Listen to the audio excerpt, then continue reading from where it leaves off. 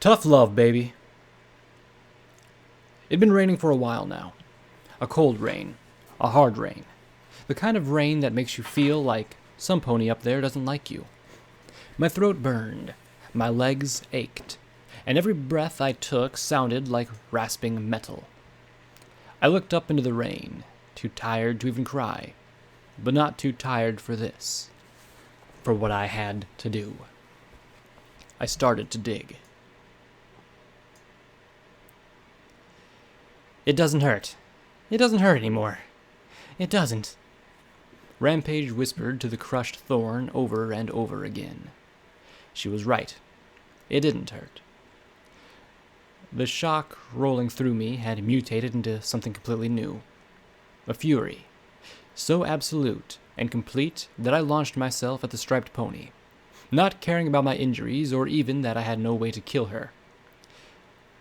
It'd take a combat drug cocktail last time. This time, it was something even more potent. My absolute and complete failure to protect a filly I'd sworn to. Rampage had told me she was a monster. If it took a monster to kill her, then that's what I'd become. Murderer! I screamed as I struck her, knocking the poor fool's body from that ghastly embrace. I screamed again, seizing her head in my hooves and slamming it against the metal railing again and again. I heard bones break and felt the spongy material within. Then I felt the head resolidify. No problem. I'd just do it harder and faster. Again and again and again until it worked. Every bit of frustration, all of my failures, built into a horrible frenzy within me. I was supposed to keep ponies safe. I was security, damn it! Of course, the first pony she'd go to was Rampage, and I'd been warned. I'd told her I'd stop her if she was alone around a filly. But no pony had thought to tell the Crusaders to keep Thorn away. How could we have explained it to her, anyway? She'd just lost her mother. She'd just watched her get put into the ground. How could I have been so stupid? Just one. Just save one, Blackjack. I can't even manage that. Crack, crack, crack. Finally, Rampage heaved me away, her neck-wind strength sending me rolling across the cracked asphalt. The look in her eyes, the tone in her voice, the way that she stood, it was all different. Murderer? You monster! You don't get it! This is the merciful thing to do! She said calmly as she charged at me, her lips curling into a snide grin. Her cutie mark churned over and around the pony skull. I wrapped my forelegs around the railing behind me, twisting and planting a double rear kick to her face, just like a certain little orange pony would. The kick would have knocked out most mares, the chunk of broken snout ending the fight. Rampage was not most mares. She was suffering. I gave her mercy, she said quite matter-of-factly, like I was an ignorant fool. You didn't have to kill her to end that, Rampage, I yelled as she came at me again, throwing her forelegs around me and starting to squeeze. Only the rain allowed me to slip my head free before she popped it off entirely. I ended up beneath her and bucked to toss her up. As she dropped back down on me, I slammed my spine into her ribcage. Her breath whooshed out in a satisfying gust. I tossed her off my back. She landed, choking and gagging on the cracked concrete. Adrenaline was carrying me only so far. I needed some buck and stampede.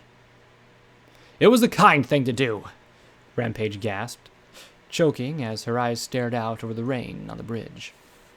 So much pain. So much suffering. I had to do it. Fluttershy couldn't do it. Celestia couldn't. But I can take their pain away. She glared at me in contempt, those glyphs twisting around the skull. Can't you understand? They were in pain. Even when we took the nightmares away, they still suffered. So I gave them mercy. Wouldn't you do the same? Terminate power. Yes or no. A cold hand gripped my rotten heart. No, I said, but my denial skills had gotten rusty the last few days. It's not the same. They were crazy and trapped. I would have had to leave them there. I tried to slam her into the ground again, shut her up for good. I didn't want to think about it. Don't want to think about it. But when she hit the roadway, the sound of another bone breaking, she arched a brow and grinned in that haughty, condescending manner. Oh? Oh, so, you have given out mercy as well. Killed a helpless foal to spare them pain. Pulled the plug. I felt numb and stumbled, and she shoved me away from her. Ah, so that was it. I've done that too. I had no choice, I yelled, trying to convince through volume. I had no choice, she mocked in return. Isn't that always how it goes? No, you didn't have to kill her, I said desperately as we circled around each other, my body suddenly feeling very tired and weak. There was nothing I could have done. Really? Nothing. Her voice lowered even more. Didn't stay with them, didn't help them, didn't find some pony who could, didn't devote yourself to doing everything possible to save them. Her question slammed into me harder than her hooves as I backed away towards the flaking word mercy on the asphalt. I'd thought my choice was lose-lose. I knew some of the children were crazy, but I had gone from pod to pod to make sure. Could some of them have been saved? I'd thought the collegiate and society wouldn't have helped, but had I asked them? Had I dragged Archibald and Splendid up there to find out for sure if there were no medics in the wasteland? Had I devoted my life to finding some way to save those terrible innocents? No. I had pulled the plug, sung a little song, and gone back to Megamart to collect some bottle caps. Rampage pounced, knocking me on my back on the warning sign and laying atop me. You're no different from me. Not at all. Sanctimonious, cruel, and vile. This world is too painful, too corrupt, too hateful. Mercy is the only decent thing we can give to them, she said to me softly, contemptuously, as her hooves crushed down with terrible power. But don't worry, Blackjack. I know you're in pain. I know you're sick. I'll give you mercy too. Rampage, I gasped, my legs kicking and struggling against her. But I wasn't even sure I was really fighting her anymore. Whoever this mare atop me was, she wasn't the Reaper I'd known. You keep calling me Rampage, she said softly as I gasped and choked. That's not my name. Get off her, you cunt! Glory screamed. The gray Pegasus dove from above, and a stream of red beams burnt smoking holes in the striped pony's body. The holes closed before my eyes, but Glory had the bit of her saddle clenched and poured on the fire. Finally, one red beam from her boxy pistols just hit in just the right way, and the immolation reaction flashed along the striped pony. Her hooves burned my throat as she collapsed into a pile of ash atop me. Something hard and heavy landed on my chest. I coughed and hacked as I looked at an egg of pink quartz, wrapped in golden wire and glowing with an eerie pink-tinged light. A strange glyph in the egg's center, a twisting whirlpool that throbbed like a heart, glowing more brightly than the rest. And there were more lights within. I shoved it off and rolled onto my side as Glory landed next to me. Easy, Blackjack. Easy. She's dead now. Breathe. She almost crushed her windpipe. From the worry on her face, I suspect that she wasn't sure about the almost part. What the heck is this? I asked softly as I held the egg aloft. I think it's some kind of rejuvenation talisman? It looks like... Glory trailed off, rubbing her chin thoughtfully. Suddenly, a pink cloud began to collect around the egg, forming worms of crimson that spread and curled into flesh and veins and arteries. Tissue crawled over the surface and formed into a pinkish-red mass that began to beat. I watched as bone grew like weeds and muscles stretched to cover them. Finally, young pale skin covered in brilliant red stripes spread like moss over her frame. The Rampage foal jerked, took a shallow breath, then another. Her pink eyes opened, and looked at me in utter misery. I did it again, didn't I?" As I looked down at her, I wasn't sure I could answer. Slowly, the tiny foal curled up and wept. "I'm sorry," she whispered over and over again, but to whom I couldn't be sure. Her flank bore a dark mark, like a bruise. "Sweet Celestia," Glory breathed in amazement. "Rampage?" I asked softly as the two striped sticks wrapped in barbed wire appeared on her flank. "I did it again, didn't I?" she said again as she sniffled. Then she looked at Thorn. A look of such pain crossed her young face that I couldn't help myself. I hugged the striped foal as she sobbed into my shoulder. "Not again? Why did it have to happen again?" I'd been repulsed by what she'd done, and hurt by what she'd said. But at this second, all I knew was that she needed my help. And maybe a hug would calm every pony down enough for some pony to explain what was going on. Glory watched her closely. "What happened, Rampage?" "I went away. I was bummed.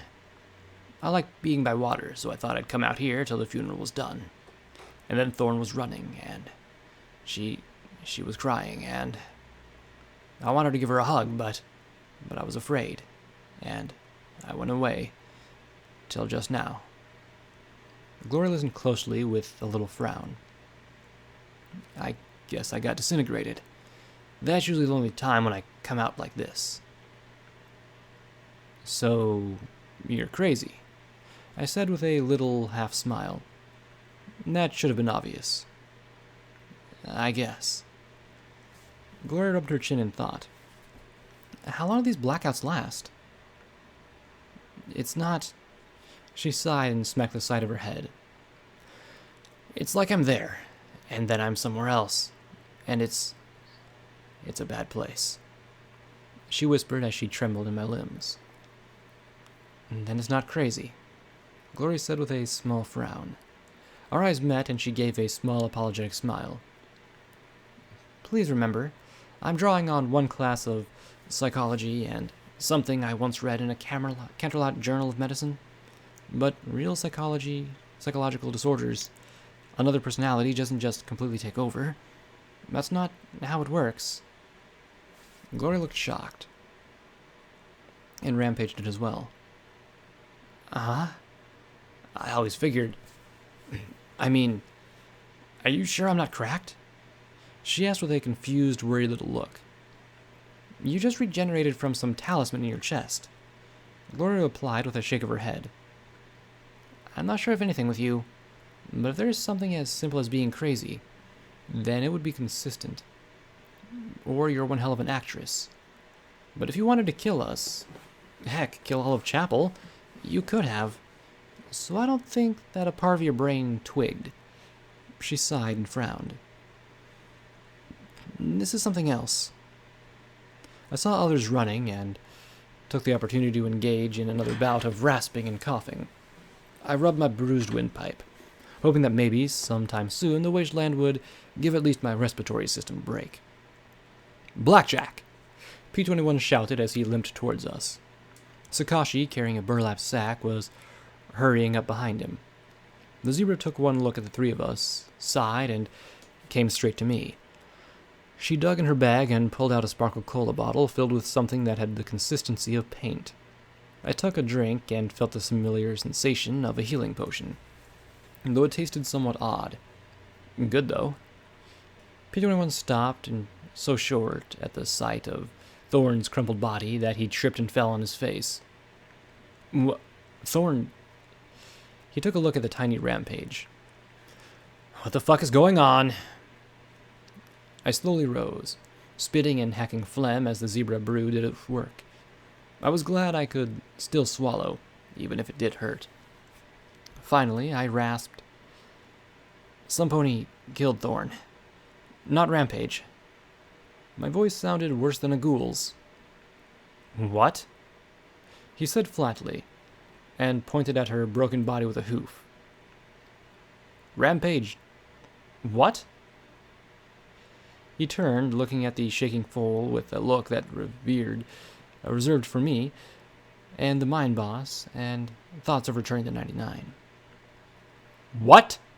he shouted, his eyes glaring from one to the next in outrage. "Something took control of her," I said firmly, the tiny Rampage looking at me as if she couldn't believe it any more than P-21 did. "She killed Thorn. Said she was giving her a mercy. She did it. Not Rampage." I looked at the slain foal, feeling empty and brittle again. "She tried to kill me next. Glory vaporized her, and she regenerated into this." P-21 clenched his head in between his hooves. "Are you telling me that we're traveling with a psychopath?" I gave a stiff nod, and his eyes twitched as he threw his hooves into the air.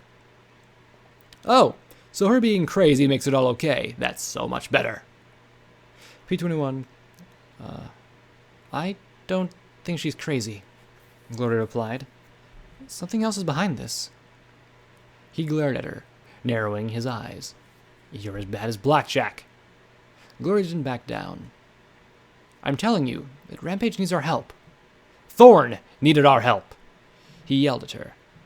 "You're right," I yelled at both of them, feeling something tear in my throat, and set off a coughing fit that silenced the argument. I grit my teeth, trying to get the words out. "Thorn needed us, and I failed to protect her. Me. But we can't help Thorn now," I said as I staggered to my feet, coughing and hacking up snot. I nearly fell flat on my face, and was saved only by Glory propping me up. "It's my fault Thorn is dead. Mine. Be mad at me, P-21. Not Glory, not Rampage." "No, it's not," P-21 said darkly, looking at the striped fool. "If she can't be killed, let's dump her back in Blue Blood's well and blast it shut." "That'd be fair," Rampage said softly. But the thought of burying any pony alive, even after what Rampage did, the cards shuffled again in my head. I knew that at any second I was going to start having death ponies in my head and looking crazy. "No, we're not doing that." It would be like the clinic all over again. "Whatever killed Thorn was not Rampage. Understand, P-21? "I don't care who did it. The blood is on her hooves. What do you think the Crusaders will do when they find out? She was one of them, Blackjack." "I don't know, okay?" I rasped. "But you bury her alive, then bury me too. I'm just as guilty as she is. Or did you forget what I did at the clinic?" He stared at me, his eyes widening. "It's not the same." "I know it's not, P-21. I know it's not. But..." I stared at the shaking Rampage. Our lost. I wanted to scream. I felt like I was only going crazy now. "Just... trust me. Please." I begged him as I slumped against Glory. He just looked at me. "You can't save every pony," he said softly as I slid back to the ground. "I know. But if I give up, then how can I save myself?" I asked as I hid my face in shame. He gave out one last sigh. "What do you need me to do, Blackjack?" I looked at him and gave him a grateful smile. At least I hoped I was smiling. "Tell Priest." I couldn't. I'd rather die than see his face when I confirmed that Arlos had been a murderer. He gave a stiff little nod and then limped away towards chapel. "You should have let him bury me," Rampage muttered. "Stop." I croaked at her, then took a slow breath. "Just stop. I don't know who or what you are, Rampage.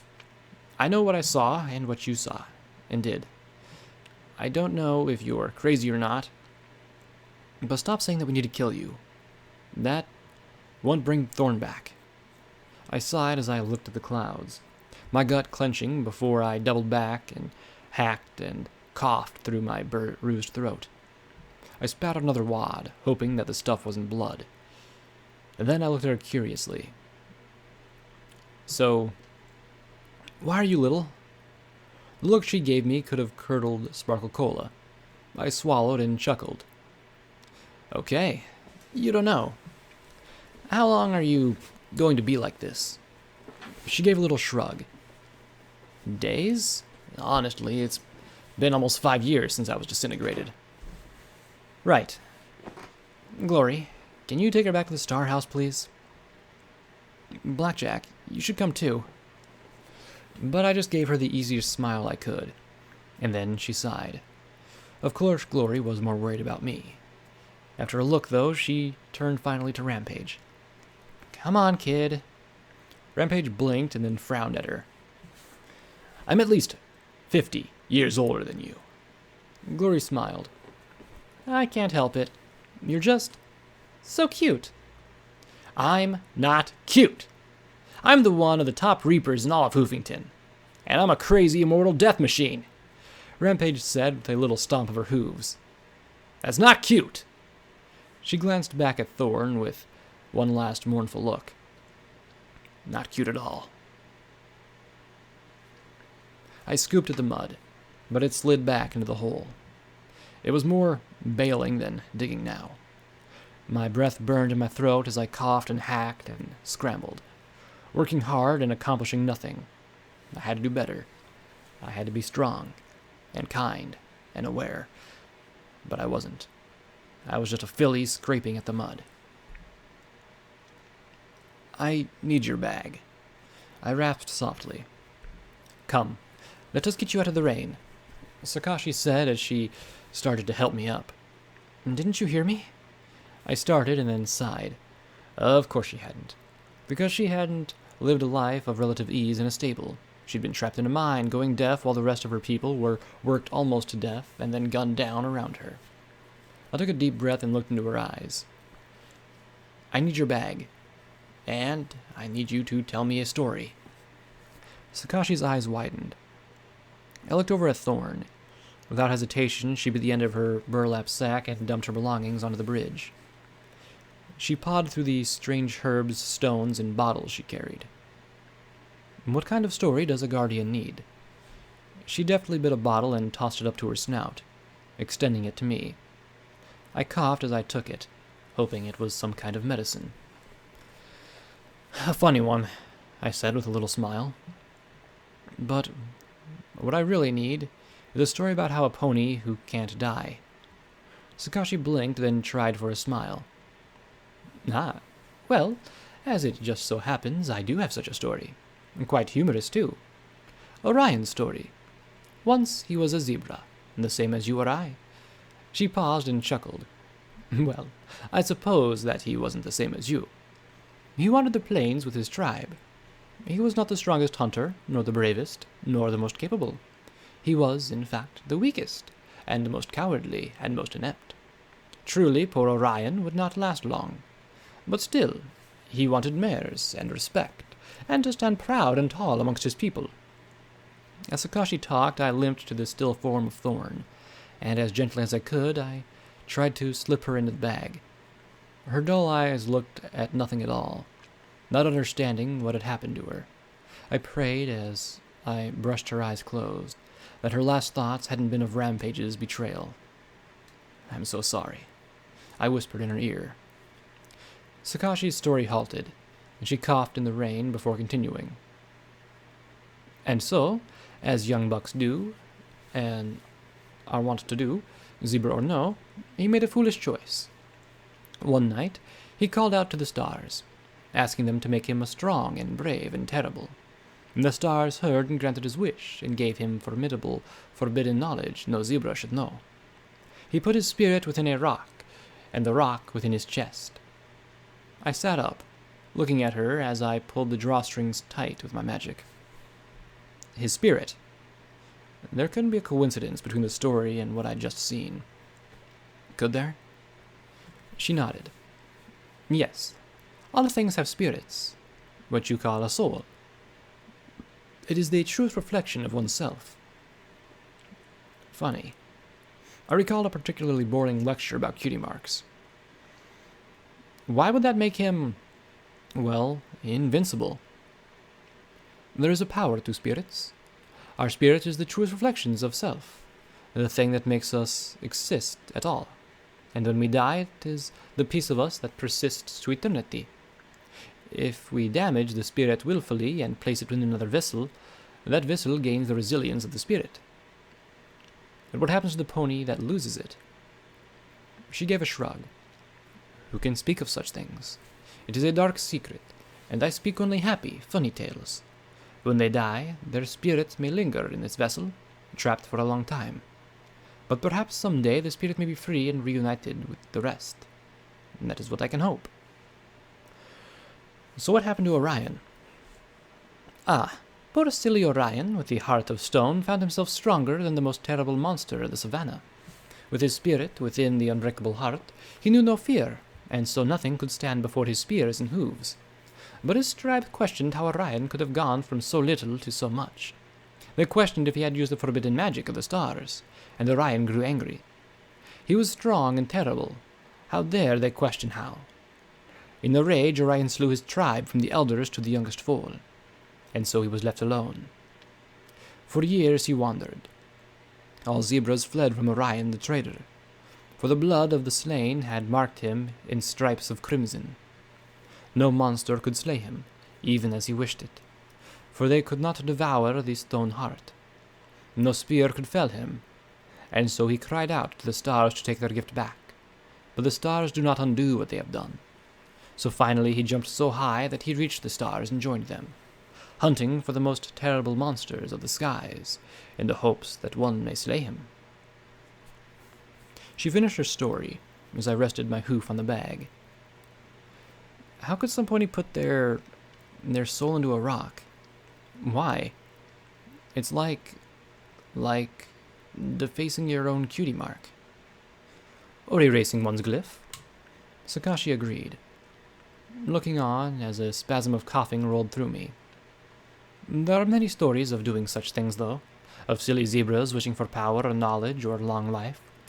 Pursuing their desire, they sever their spirit and burn it to the fires of magic, or barter with beings too terrible to name, or simply secure it within a new shell. The power is gained, and the knowledge, and the life, however, are rarely worth the price paid.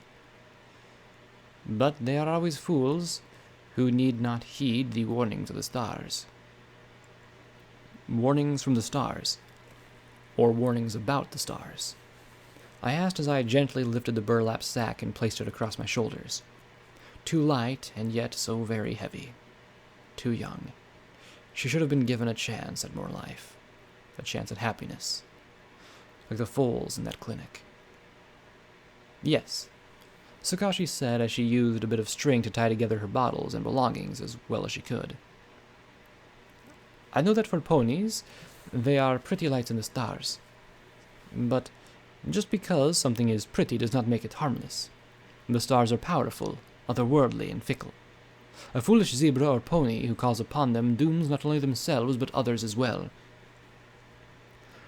So, zebras believe the stars are evil?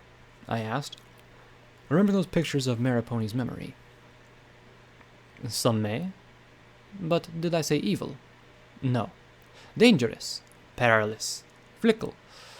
But they do not wish our destruction, for otherwise we would surely be destroyed. She gave a sad little smile. It is far too easy to simply say something is evil, to invite their attractions, and to plead for their aid is folly.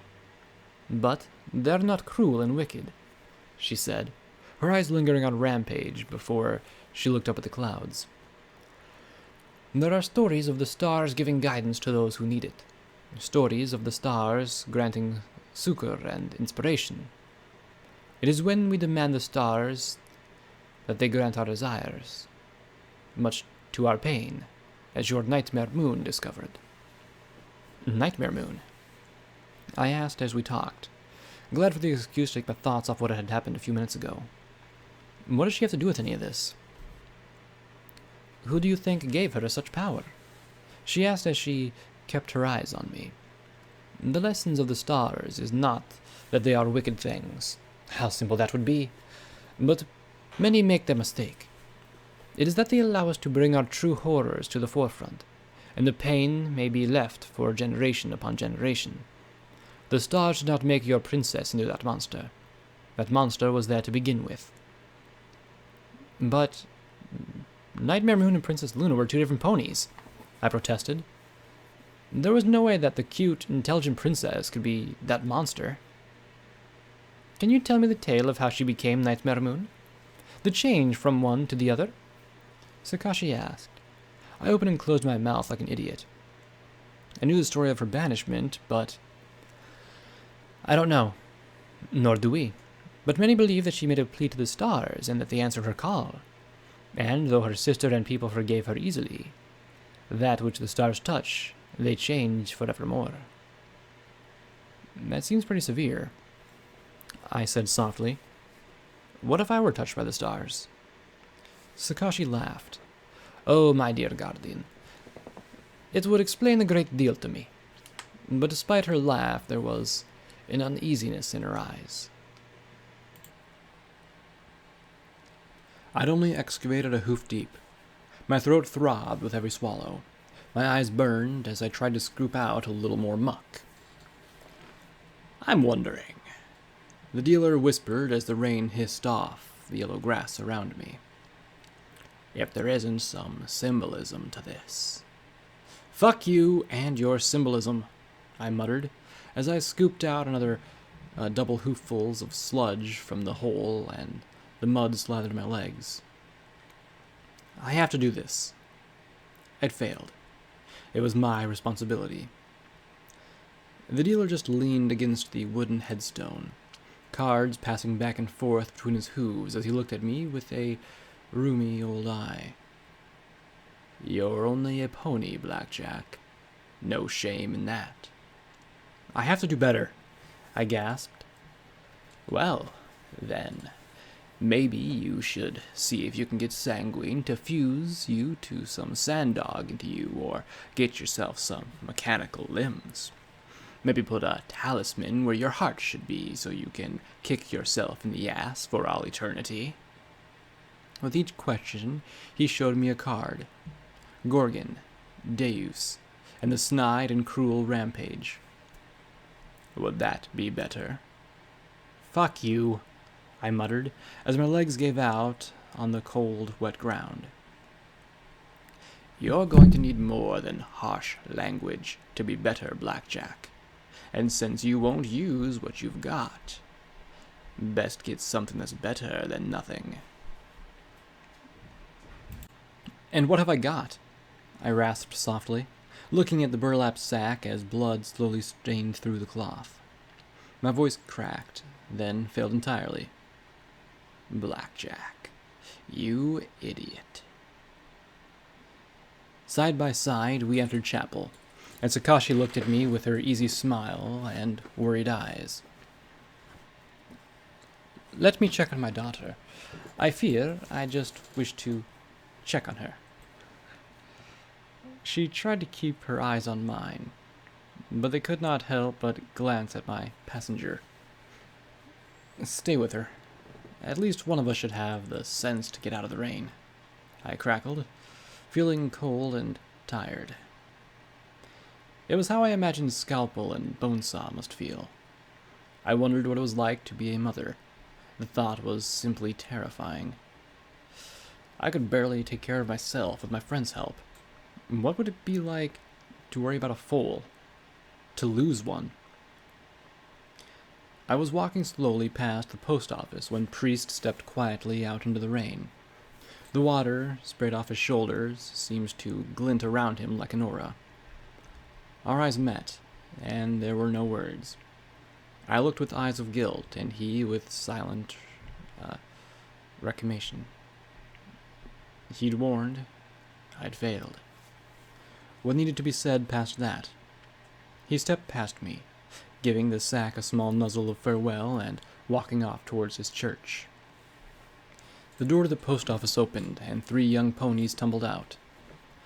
Melody, Adagio, and Allegro rolled into the rainy street. Little Sonata followed the 4. She'd have been the perfect age to be a friend for Thorn. Allegro struggled to get free with his treasure, a bottle of Sparkle Cola Rad. Adigo hugged his rear legs while Medley clambered up on his back, her horn glowing as she struggled to pull the bottle from his lips before he could drink it all. "Give it back! It's mine!" she shrieked, as she plummeted his head with her hooves. "You said I get a drink, Aleg." Adigo protested laconically, the blue colt tugging at his limbs. "Get off!" The rose-colored colt growled, and the Chartreuse unicorn yanked the bottle of cola from his mouth and held it above him. "Hey!" he protested, stretching up to reach the glowing bottle.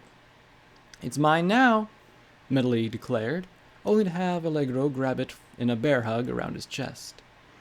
Unbalanced, the pair of foals tumbled over with a loud thump.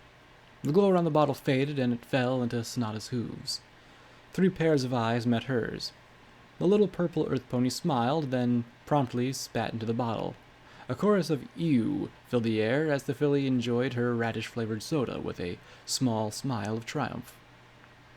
"Hey, it's a security pony," Medley said, pointing a hoof at me as she lay upside down upon the blue Adego. They rolled to their feet, and suddenly I felt a pit opening inside of me. "Did you find Thorn? Been looking for it everywhere." "What's in the bag?" Allegro said with a grin of acquisitiveness, but he must have read something on my face. "Hey, what's wrong? You don't look so good." What could I say? How could I explain that one of my friends had killed their newest member? "Hey, Sonata, did you win?" Charity said from the doorway. Then, youngest of the 4, took a drink with a wide smile. "She spit in the bottle," Edigo whined. "Just like I told her. Good girl," Charity said before she yelled into the post office. "Sonata won! Pay up!" Then she glanced at me and her smile faded. She looked at me and the sack on my back. "What are you up to?" "She's acting funny," Medley said suspiciously, but Charity's eyes met mine. They flashed a moment like beam weapons before she said softly, "Thorn's dead, ain't she?" The 4 looked at her, then looked at me in worry. I couldn't speak. I could only nod. "She took the walk. Huh." Her golden eyes looked at the bag on my back, and I knew that she was lying through her horn, but once again all I could do was nod. The 4 didn't look shocked. They looked sad, resigned, as if this wasn't the first time. "I thought she was going to stay," Sonata said softly as she hugged the almost empty bottle. Medley put a hoof around her. "I really thought she wouldn't walk." "It happens, Sonata. It happens," Medley said as she nuzzled her ear. This was how the Crusaders survived. Adego looked at his brother, wilting in the rain. "Wonder who told her about the bridge. Probably Pander or Crisp. I'll thump him if they did." The blue colt muttered dully, and that was how colts survived. "Head inside. No point being stuck in the rain," Charity said, stepping aside. When they'd gone back indoors, she looked at the bag again. "You going to take care of her?" All I could do was nod, and her gaze dropped. "Good." The yellow filly turned back to the post office. "Don't you want to know how?" I croaked, and then coughed. I was soaked through, exhausted, and just wanted to dry out. She looked back at me with her sad golden eyes. "No," she said simply, as she stepped back inside. She didn't need to know. Thorn had died, and I was taking care of her. That seemed to be enough. I'm sure a pony like her would eventually find out the details from Priest. Alone, I walked to the grave where the trampled grass and muddy earth were the only indication of the ceremony that had taken place barely an hour ago. I looked at the wooden post. Roses. Gently, I laid Thorn on the grass. I'm sorry. I didn't mean for any of this to happen," I said as I closed my eyes, hanging my head. "I bet you heard that a lot, huh? You pony bastard." "You're talking to me," he said from my left. where he was sitting and looking at the grave solemnly. I barely glared at him hatefully. He returned my gaze and had the audacity to look upset. Yeah, it's an old theme. The road to hell and all that. Why can't I make it any better? Why can't I save even one foal who just lost her mother? Why do you take everything away? I didn't kill her, the white horse said softly as he tugged the ragged cowpony hat further over his face. You know what I mean, I said quietly as I looked at the brown muck before me. Why do you have to make things so hard? I don't, Blackjack. You do, because you care so damn much, he said softly, looking at me with a sad and vacular smile. And you know what caring means. Caring fucking hurts, no matter how you slice it, I whispered, and then began to dig.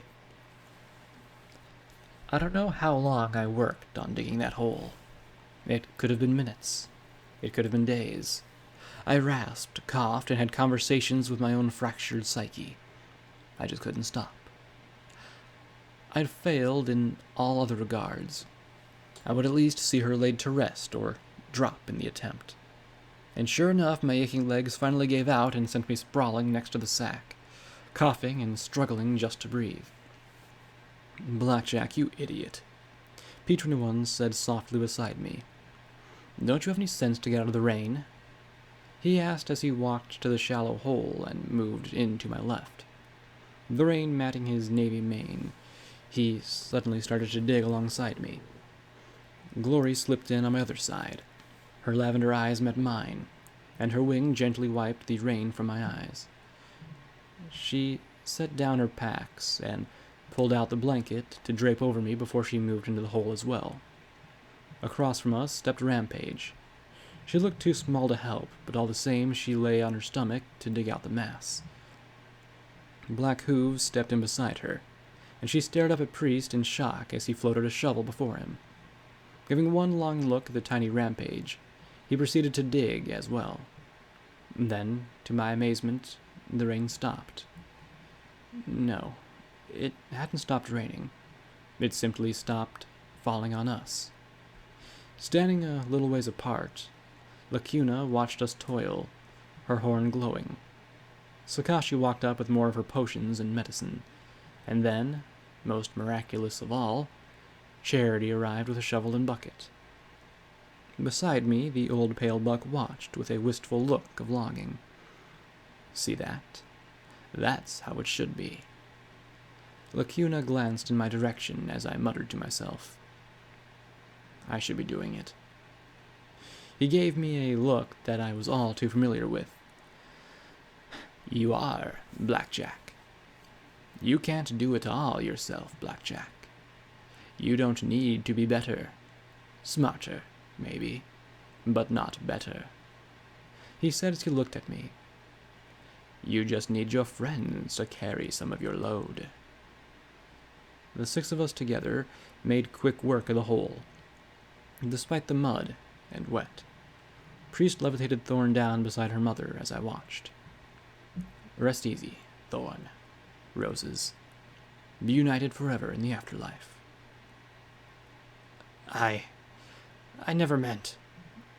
I didn't want it to happen again. Not again. Not ever again. Rampage blubbered as she looked down at the grave like she wanted to crawl into it as well. Filling the grave was far easier than emptying it.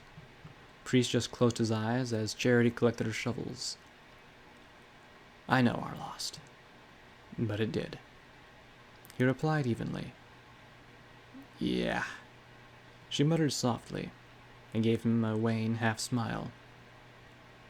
Blackjack's gonna help me figure out how to die. Pretty cool, huh? He glanced at me and then at her. Then I'll get what I deserve, and I won't ever do it again.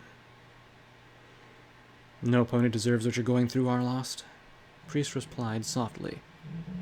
I wish there was something I could do to help, but you're still a threat to the Crusaders. you'll still have to stay away." Rampage just nodded. "Can I see her before I go?" His lips curled into a sad smile. "Of course."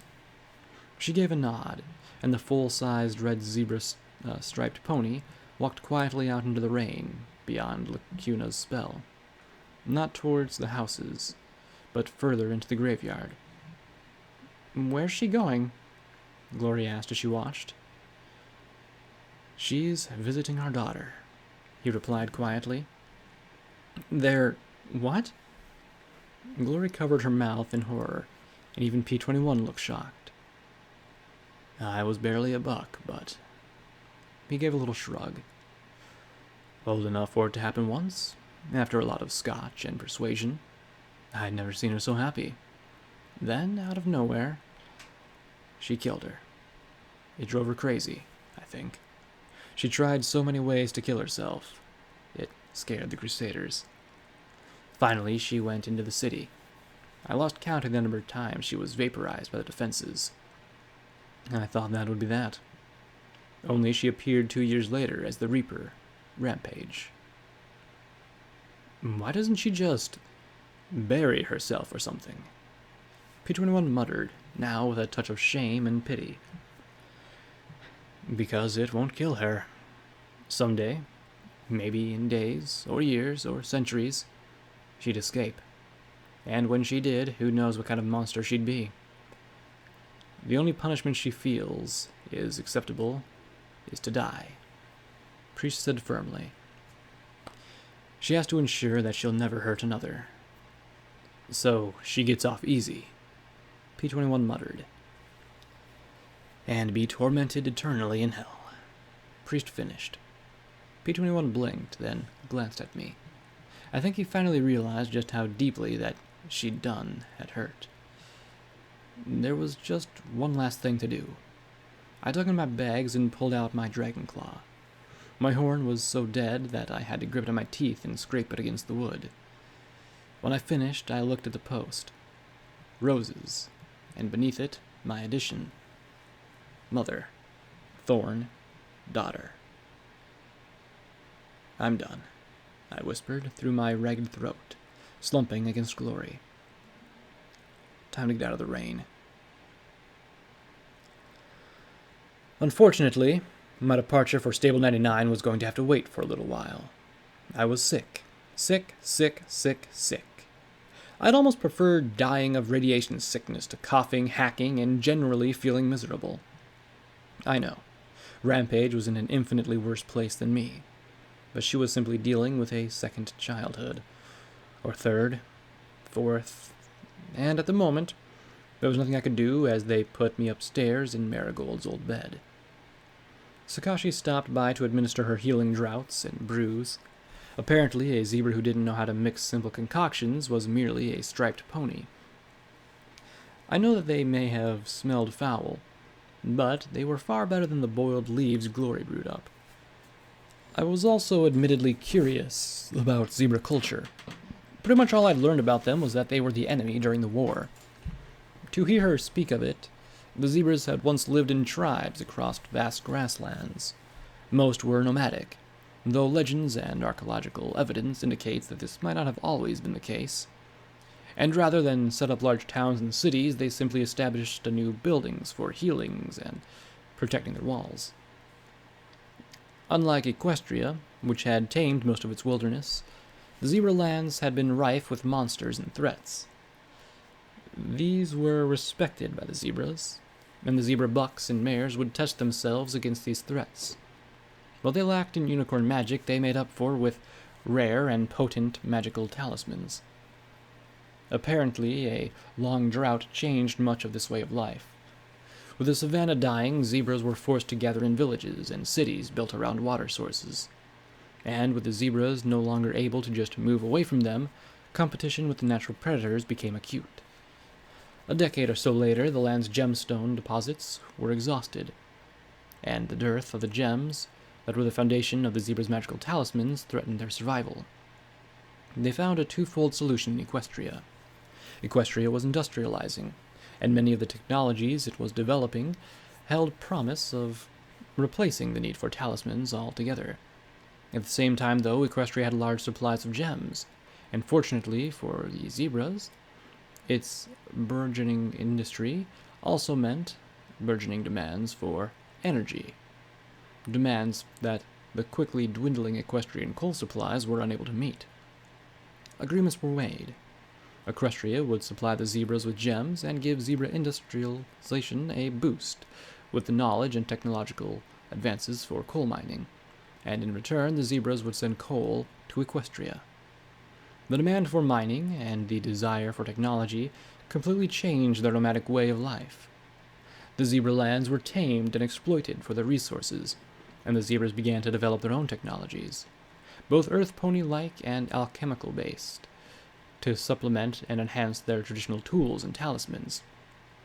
The Caesar, the latest to occupy a position that was formerly just a sort of highly experienced diplomat in charge of settling the largest inner tribal disputes, took up the increased power as sedentary lifestyle had given him and declared a bold new future. But it was not easy. The zebras, experiencing the same sort of technological growth as Equestria, also began to experience the same sorts of unsteady social changes. City dwelling was no longer just something in legends, done by only a small few in tribes, or done to weather a drought. Now it was the norm. Railroads snaked across the land, turning journeys that might have taken weeks of hard travel into a few days of well-appointed coach. The increasingly unified zebra military, armed with their new weapons and magic, stopped simply keeping away the beasts and began to hunt them down. New thoughts shot through zebra culture like lightning, and among them was one that began to climb like a dangerous boil. Most zebras had never been able to spare much thought for how things were elsewhere. They'd been too busy surviving, and it wasn't as if things in faraway lands would matter much to them. Those who did think about it, though, tended to be quietly resentful of Equestria. Equestria, chosen land of the living goddesses, where the monsters were tame and even the seasons were ordered for the ponies' comfort. Still, that resentment hadn't mattered much. Equestria didn't care much about the zebras, and the zebras couldn't do anything about the ponies. The first wake-up call came when Nightmare Moon returned and delayed the dawn. That was when the resentment started to rise, but there was still nothing those bearing it could do. Then years later, the trade agreement were signed, and, though they were very good for the zebras, they were even better for Equestria. The zebras were paying in coal 10 times what the ponies were paying in gems, and those gems were even more valuable to the zebras now than before. The new industries might have reduced the relative utility of the old talismans, but at an even higher rate they were creating new uses for enchanted gems. With all of this and more beneath the surface, it only took a few small nicks to start the process that would end with the world exploding. The hostage crisis was that nick, and the disaster proceeded from there. The Caesar withheld the coal until fairer trade terms could be negotiated. In response, Equestria withheld its gem shipments. Power pony, transportation, and manufacturing were cut back. Then, cut back again. Zebra industry faltered as the gem supply dried up, and the campaign against the monsters of the land found itself expanding beyond the capabilities of its suddenly reduced supplies. This only further increased zebra reliance on coal-fueled technology, increasing the domestic demand for coal and decreasing the demand for foreign gems. Peace diplomacy failed, and Equestria, desperate as its ponies lost the infrastructure they'd come to rely on, began seizing coal shipments by force. It was curious, almost cute, to hear about the first battles. Great care was taken to minimize casualties. Prisoners were exchanged immediately, medical care offered. Meanwhile, Celestia constantly strove for some sort of armistice. But as the war progressed, the fighting grew worse. Weapons developed, new combat spells, and dangerous new spell talismans pushed the destruction onward. Every pony and zebra involved seemed to agree that the fighting should stop, but none were able to let the other side fire the last shot. Zebra refugees and displaced ponies became increasingly common, and violence and resentment grew against them. Then came the Little Horn Massacre. I only knew it as a footnote in some history books. The attack on a school prompted Celestia's abdication and the elevation of Princess Luna to the throne. I hadn't known that it had been Luna's school. I didn't realize that the attack had employed a terrible new poison talisman. The Caesar denied that the school had ever been a target, and said that the weapon had been lost and would never have been authorized. But the slaughter changed everything. No pony was interested in peace anymore. The only drive was to win, at any cost. Of course, the burning of Hoofington came soon after, and the reconstruction soon after that. It was as if, once unified in a common direction, ponies raced to discover how much they could do. No pony had seen the new horizon they were racing towards was a cliff. Wait.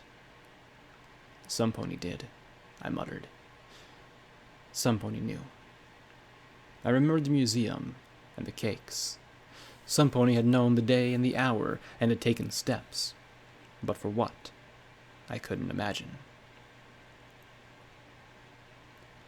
"You gave me your damned cold," P21 muttered as he visited me with a runny nose of his own. "Bah, I gave you nothing. You stole it," I retorted as I lay in my bed. "Well, take it back then," he muttered, sneezing hard. Ugh. He stuck his tongue out at the snot on his hoof. Ugh, I hate being sick. Apparently, stable ponies catch it far more easily. We're lucky we're in chapel, where there's not a lot of enervation. If this were in flank, it could take days to get over. I sipped from one of Sakashi's bottles. You should drink this. I think I've copped off every color of the rainbow, but I feel better. Pass. Those zebra drinks taste like mare ass, he said as he stuck out his tongue. I rolled my eyes. Please, do you even know what mare butt tastes like? He looked at me. Well, it depends on how clean she keeps herself back there. I winced and he reached over and pretended to read the label on the back. Oh, look. Side effects may include nausea, loss of appetite, rainbow snot, and putting all four hooves in your mouth. He took a drink and his eyes widened. His navy mane frizzled and he jerked. Okay. Tastes worse then. I defer to your experience, I said quickly. He took another drink and then sighed, setting the bottle back on the nightstand. I also want to apologize. I know you were trying hard. Harder than any of us. I just didn't handle it well. I'd be scared if any of us did, I said, as I leaned back in the bed, looking at the moon painted on the ceiling. I'm sorry, too. I want to save her. I do. And Thorn, and Roses, and Flank. Why is it so hard? Because it's better. It would have been easier to leave Roses and Thorn in the rain, or right off Flank. It's what I would have done. He sighed and shook his head. You want to know what bothers me the most, though? I cringed inwardly, but nodded. I really didn't care that she was dead. It was wrong, and all. Completely messed up. But I was more angry that Rampage didn't get punished for it. She is, I pointed out. Maybe.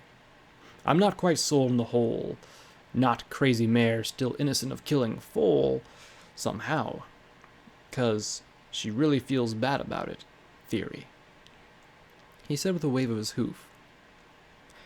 And I still want to know what Lacruna's angle is. Maybe she just wants to help make the wasteland better?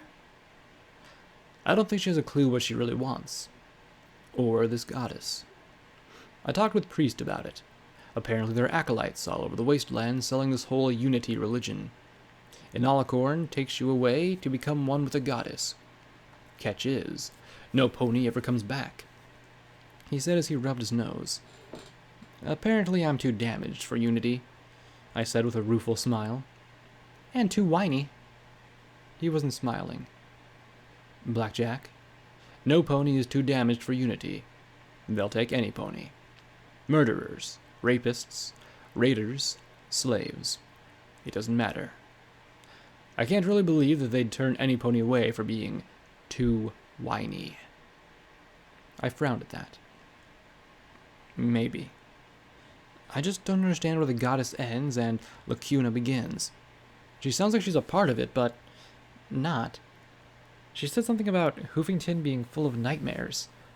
I caught his look and chuckled, then coughed, hacked, brought up something decidedly blech color, and spat it into a rag before shaking my head. Ew? Anyway, not normal nightmares. Scary dreams. It's definitely an alicorny thing. Well, he said as he wiped his nose on his leg, just don't let this bite us in the tail. I mean, I know you want to help her, but she and her goddess are one great big unknown, okay? I sighed and nodded, taking another sip of the tasty medicine. It was kind of like licorice. Salty licorice? P21 relaxed a little bit. So, last question. What are we going to do at Stable 99? Take it over, I replied calmly as I rubbed my bruised throat. I mean it. If Mom won't listen, I'll shoot her till she does. I will feel very guilty about it afterwards, but I'm not going to let a place like that continue. When I took a deep breath. After that, anyone who doesn't like the new rules can have fun in the wasteland. He looked at me with a sigh. I noticed that plan doesn't have anything to do about punishing them for what they did. I closed my eyes. Sorry, I'm not an executioner. I'd give you the overmare if I could, but Deus took care of that. Well, get back to 99 and take over. I assume Prophet follows on step 3. He crossed his forelegs and the edge of my bed as he cocked his head. And if it doesn't go to plan? Drink some wild Pegasus, sing some dirty limericks, shoot a lot, and try not to die, I said as I looked him in the eyes. But I'm not leaving there till it's taken care of, P21. Good. That I can live with, he said softly. I know you won't believe it, I said with a smile, but most Stable 99's ponies are good. We won't have to kill them all, because if we did, then I was going to follow them. But I couldn't believe Mom and the others would hold on to rules that weren't even part of the stable to begin with. You're an optimist, Blackjack. Still, while I'm not sure about their goodness, I'm pretty sure they aren't going out of their way to screw us. If they have a choice, then they'll do what's easier. He gave my hip a nudge. I'll be honest. Fighting you is hard. I smiled at that. I needed to make cards. Security. Don't fight me. It's hard. And afterwards, Mom put Mom in charge as the new overmare, and put them in contact with Bottle Cap. There's got to be valuable things to trade. Trade will save the wasteland, I said with a smile. Then we get the routing to the next destination of EC 1101, and maybe make a little stop at the Hippocapic research, and see if I can't talk Sanguine into giving up on it. Sounds good, he said, actually sounding impressed. Then he chuckled. You know what's something's going to go wrong? Yeah, probably Sanguine, I said, rolling my eyes. The Zodiacs knew I was at Stable Tech R&D. He'll probably guess that I'll head to Stable 99 to find the routing. He's probably going to throw every raider, bandit, and slaver against me.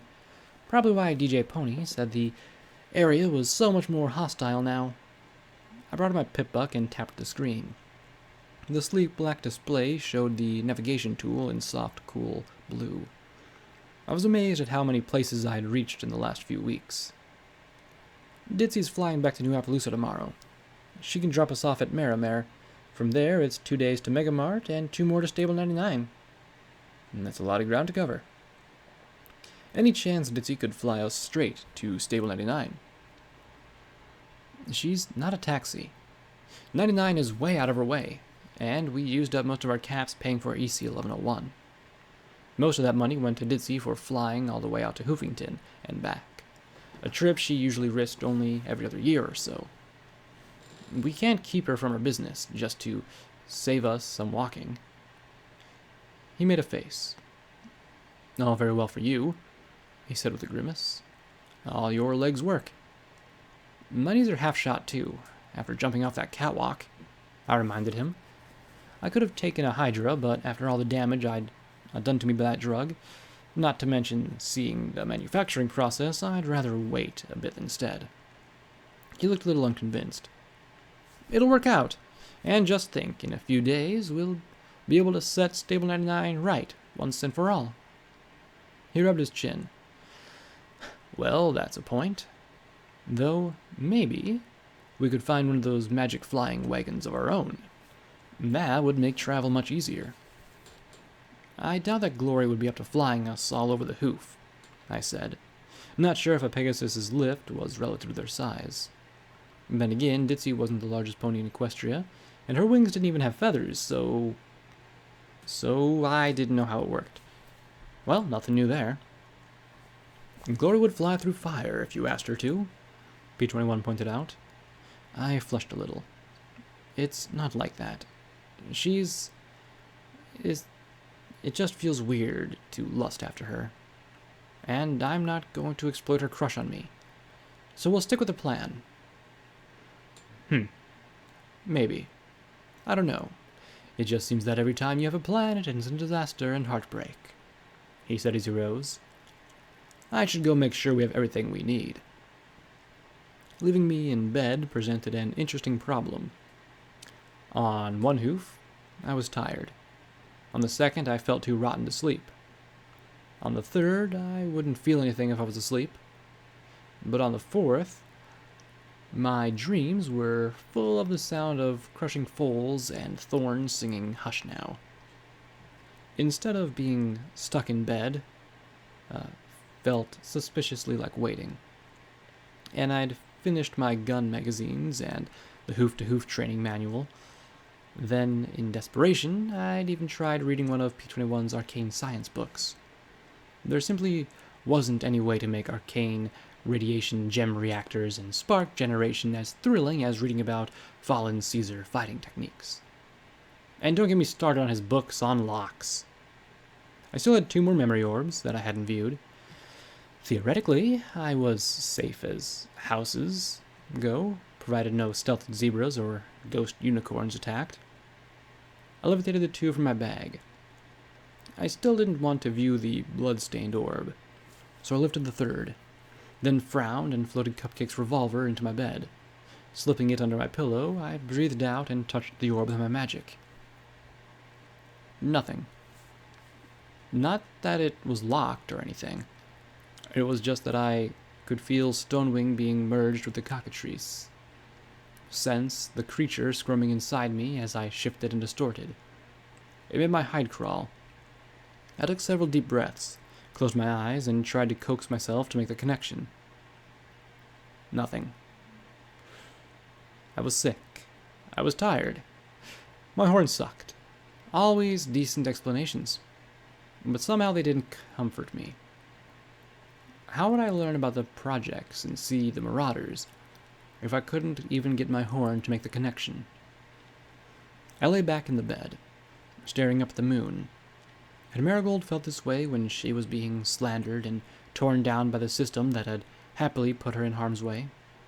Exhausted, disconnected, and alone? I tried to make the connection again and again, before finally dropping the orbs back into my bag and turning over on the bed. And just one more thing I couldn't do. I sat alone on a mountain. It shifted and rumbled beneath me, but I could almost reach the clouds. If I could reach them, if I could tear them aside and see the stars again. "Don't look down," rasped the old voice with a chuckle.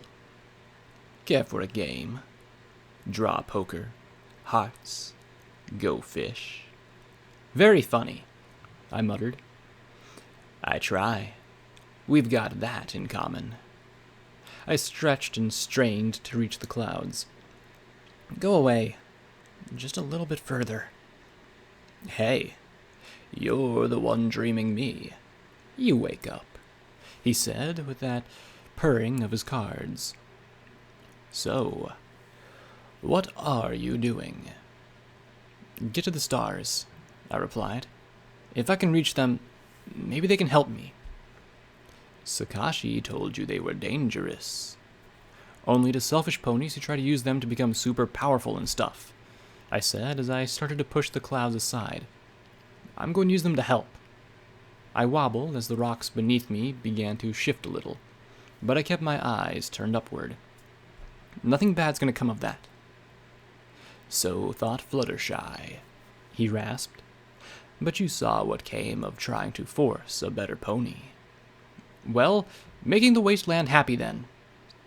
"And that's Pinkie Pie's thinking. You're just going from bad to worse now," he said as he shuffled the cards beneath me. "Come on down from there, Blackjack, before you hurt some pony." "I can't. I've got to help," I said, as I finally pushed the clouds aside. I could see the twinkling lights. "Help who?" the dealer asked from below me. "Why?" "Because I'm going to turn into a monster if I don't," I said, as I reached up and pinched a star between my hooves. It glowed like a memory orb, but hot and terrible. "Oh? Then, what are you now?" the dealer asked. I looked down to tell him to shut the fuck up, and I stood on P-21's corpse, and Glory's, Rampage, Lacuna, Bottlecap, and Caprice lay further down the slope of corpses. Roses embraced the crushed body of her foal. Dozens of crusaders lay still in their tattered cloaks, the filly patches fluttering softly in the breeze. Hundreds of ponies in Stable 99 barding. Thousands of ponies dressed as raiders. Enclave Pegasi littered the slope like broken birds. At the edge of my sight loomed the blasted corpse of Deus, the pulped remains of Gorgon, and the smoldering body of Blue Blood. And past them, the body continued further and further till they blended in with the horizon. "I told you not to look down," the dealer said, sitting on Rampage's face. The mass then shifted and the slope collapsed beneath me. I fell through the darkness, my friends' bodies burying me in a crush of limbs, the star coolly landing in between my hooves. I jerked awake, knocking the box of Vanity's memory orbs across the sheets and sending them rolling across the floor. I looked around, the images of the stars no longer seeming quite so comforting. I sat up in bed, curling and pressing my head between my rear knees as my forelimbs tugged my head tight. "Please, don't take that from me. Don't take the stars," I whispered to my poor, crazy brain. I finally calmed down enough to climb down off the bed and gather up the fallen memory orbs. One must have rolled under the bed, and I huffed softly as I lay down on my stomach to peek under for the orb. Orbs? 2 memory orbs glittered at me from under the bed. What were they breeding now? Very carefully I pulled the pair out. One was quite dusty. I put Vanity's orb back in the case, looking for the newcomer. Marigold's. I touched it to my horn. "Please, please, please, please," I begged, trying to make my horn work. A flicker, and the world faded away. This unicorn mare fit me like a sock. Even her glasses felt like my glasses. Her headache matched my own. All she needed now was a runny nose and a scratched throat, and we'd be interchangeable. I knew this building well. This was the Fluttershy Medical Center, and I even knew this hallway, even though it wasn't half-lit and painted with the bloody letters, Play. She stepped into Redheart's office, and at once noticed that the stacked-up papers and files seemed even higher than when I last visited. The tired mare behind the desk pushed her glasses back and gave a frayed smile at my host. "Thank you for coming, Marigold. I know this is terribly short notice." "Well, you made it sound like it was life or death," Marigold said in a soft and thoughtful voice, edged with some tension. "Why else make me come out here in the middle of the night?" Redheart trotted around from behind the desk and put her hoof on Marigold's shoulder. "I know this has been a difficult time for you." "Difficult?" Marigold said with a soft, taut voice. "Spending 3 years of my life on a dream I have had for so long as I can remember, only to get pulled for a medical review 2 weeks before the launch? Yeah, I suppose that counts as difficult. It's been challenging for all of us, with the assassination attempt, Big Macintosh's funeral last week and all, well, yes, difficult." Redheart then pushed a file towards Marigold, and she glanced down. Marigold. P.H. Medical Authorization. Denied.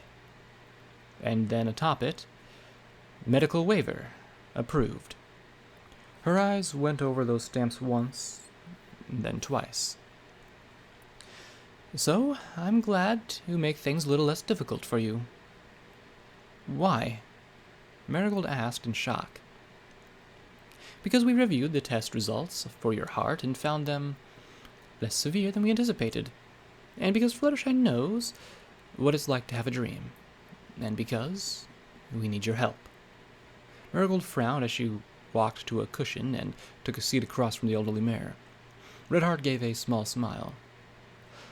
"Fluttershy has a dire medical emergency involving a pregnant mare. Without your help, she may lose the foal." "My help? But how do I help? I'm an astronomer and an astropony.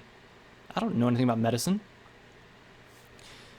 "Fluttershy wishes to perform a procedure that will transfer the foal from the patient to you, making you a surrogate mother." Marigold's ears stood almost upright at this. "You want me to do what? To have a baby?" "Yes," Redheart replied calmly. "Afterwards, she'd be transferred to an MOP full services caregiver. You wouldn't be expecting to raise her."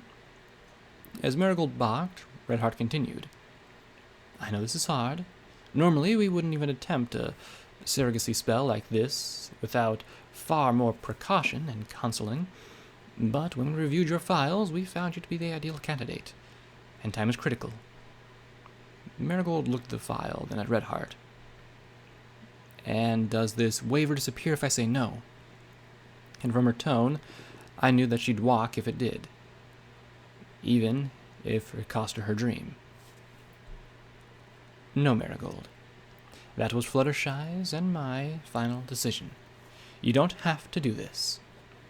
But from the look in the pale pony's eyes, it was clear that she was desperate for Marigold to agree. "But we hope you will." Marigold reached up, rubbing her temples with her hoof. It's going... Don't you realize it's going to be pretty funny if I all of a sudden look pregnant?" "The foal is currently the size of a chicken egg. It'll be months before you start to show. Not to mention suspicious when I was turned down and then got a waiver.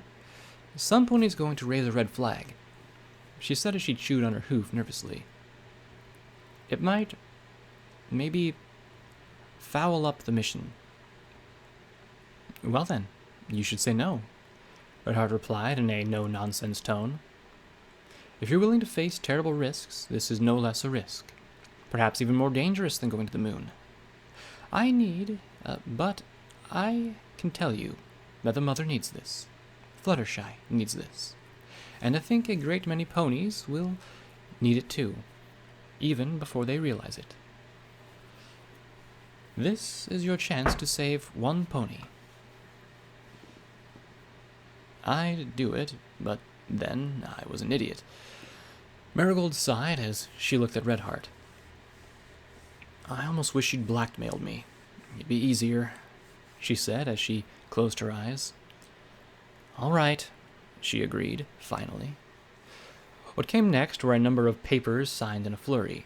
Clearly she wasn't reading them at all, just signing on the X's. The two unicorns gave her a number of injections, but I was relieved that none of them seemed to involve the horrible rainbow-colored sludge I'd seen in Gorgon's memory. Now, definitely woozy, she was laid into a room decorated like a forest. There were actually living tree branches coming out of the walls. I wondered what kind of spell did that. A veil of leaves separated one half of the room from the other. On the far side of the thin barrier, a mare sobbed inconsolably. Shh, shh, it'll be all right, Fluttershy said calmly over and over again. The mare spoke in a voice thick with grief. You must think I'm terrible. I'm terrible, Fluttershy. She stammered around the tears. No, I don't think that of anyone. I think you're sad and hurting, and if I can help, I will. A blue eye peeked through the fall of leaves. Oh, the doctor's here. Are you absolutely sure? Fluttershy said, and there was another sob. Okay then. Just a little shot, and we'll get started. The mare's thick voice said softly. Fluttershy, can you take it all away? Please? I can't. There's so much. A soft sigh. Of course. You kept my secret. I'll keep yours. Be kind. Then a few minutes later, Fluttershy stepped through, gave Marigold one teary look, threw her forelegs around her and hugged her with a teary sniff. Thank you. Thank you so much. Marigold relaxed and put her forelegs around Fluttershy, returning the gesture. She doesn't know, does she? Marigold said softly. Fluttershy shook her head. She couldn't bear it if she did. And she has so much to do, so very much to do, that she was willing to give up her baby. She looked back at the leaves. If the public found out, she'd be finished. And if they found out about this, she'd be equally finished. But who? Marigold started to say before she shook her head. I guess it's better if I don't know. Fluttershy gave a sad smile and nodded. Hopefully, when the war is over, she'll be strong enough to remember and meet her again. And she'll have the opportunity, thanks to you. Fluttershy took her hooves. I know a lot of ponies look up to you for going to space and all, but this makes you my hero. I didn't know about Marigold, but I felt damn good about that. When I opened my eyes, I stared at the ceiling, feeling conflicted. That was nothing new. Every single time I went into an orb, I felt like Blackjack was getting a little more scrambled up with the other ponies. Was I learning, maturing, or was I actually doing some kind of inherent harm to myself with these memories? Had Marigold selflessly become a surrogate, or had she feared that Fluttershy and Redheart would rescind her waiver? And what of the mare that was behind the veil? Was she wrong to have wanted to end her pregnancy, not knowing that Fluttershy had an alternative? Who had she been? Important, obviously. A ministry mare? There was a scandalous thought. Or even one of the princesses? Or maybe I was thinking too grandiose, and she'd just been a mare that Fluttershy wanted to help. I pulled a pillow over my face. Why can't anything be in black and white? I shouted into it. Everything had to be so tangled. I sighed, then pulled the pillow away, looking at the moon overhead. Marigold had gotten her dream, but the scandal had destroyed her. The nameless mare had suffered terribly. But did that make it right? Why am I the pony that gets stuck with all this? Because you care. Lacuna said softly beside me, I jumped so hard that I fell out of bed in a tangle of sheets. The alicorn cocked her head as she looked at me lying on the floor. Are you all right? Don't do that! I panted, feeling my heart thud. I've had bad experiences coming out of memory orbs, which was probably why I had so much trouble getting into them. Forgive me. I hope it was a pleasant memory, she said politely. It was complicated. I slowly rose to my hooves. What are you doing? Waiting. Glory is attempting to cook. Her cooking is not going well, so I thought it best to check on you and get away from the smell, she said as she looked at the memory orb. So, is it worthwhile? More questions, I whined, but looked at the orb. What do you mean? We live in our memories, and the memories of each other. The goddess directs, and we act, but within her we flow from dream to dream and thought to thought. I can no longer remember which are my own, and which are the dreams of the goddess. I wondered if that was why I was having so much trouble entering memory orbs. Was I afraid of changing? Do you, or the goddess, know anything about magic? Lacuna actually smiled broadly, and my answer was in her smile. Okay, dumb question, I guess, but I'm wondering about something Sakashi told me about a zebra who put his soul in a rock. Is that possible? I always thought that was a soul was, well, you. It is, but there is dark and cold magic that can do such things. What you describe is a soul jar, Lacuna said in her distant voice. But I don't understand. How does something like that work? I walked to the door, opened it, and was greeted by the reek of burnt apples smothered in melting rubble. Gagging, I closed the door and rested my back against it. Okay. There was gross. Then there was that. Lacuna seemed to be listening to something. Her goddess, I assumed? I imagine if you were to take a gun, something special and inherent to you, and then you placed within it a piece of your soul, that gun would retain the resilience of your soul. Perhaps it would never jam or rust. It might always be oiled, perhaps even more accurate than identical firearms. In extraordinary circumstances, perhaps it might fire an extra bullet or two before needing reloading. To you, it would simply be a weapon, but to anyone else it would be a weapon beyond any of its kind. So, what's the catch? Because that sounds way too good to be true, I said as I looked up at her, rubbing my runny nose with a hoof. Lacuna smiled sadly. The catch is, so long as your soul is here, you can never pass into the afterlife. And there is a price paid for rendering something ethereal. Souls do not heal, and it would take an exceptional pony to rend their soul thus and not suffer horrifically for it. I closed my eyes, trying to get my brain to work right. What had Pri said earlier? About her healing, like... What if you had, I don't know, a healing talisman? A really powerful healing talisman. Like the kind that had stuffed my guts back into me at the clinic. And you made it a soul jar. Could it keep you alive forever, even if you were vaporized? Lacuna looked intrigued. Perhaps. I imagined the pink egg I'd seen earlier, just like the one I'd seen back in Fluttershy's clinic, but with a tiny, ghastly Rampage stuffed inside. Indestructible, powered by the soul trapped within, remaking Rampage again and again. It didn't explain what she'd done, any of her abilities, or Glory's theory that it wasn't simple madness, but it did explain how she could get turned to ash and still reform. Is there any way to free a soul from a soul jar? Ah, her lips curled into a slight smile. For that, you need a very special book. I don't suppose you know where.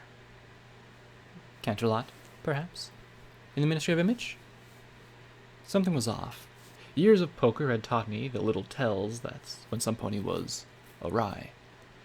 The hint of a smile, the tone, everything. We've been searching for one for a long time. Canterlot, I huffed. Might as well be in the core. It may, she replied softly. We know of one book for certain, but there may be others. A copy was seized by the OIA, but whether it was turned over to the Ministry of Image or not is unknown. Then her eyes looked at my pip-buck. Her smile widened. But perhaps you possess a means to obtain it from the OIA hub, yes? I gave a snotty sniff, and my eyes narrowed my eyes. Maybe it was due to Caprice's games, but I just wanted to know for sure who was pushing my buttons. Funny. What kind of goddess wouldn't know? We do not need to divulge every... I smiled. Gotcha, I said with a little smirk. Goddess. Right.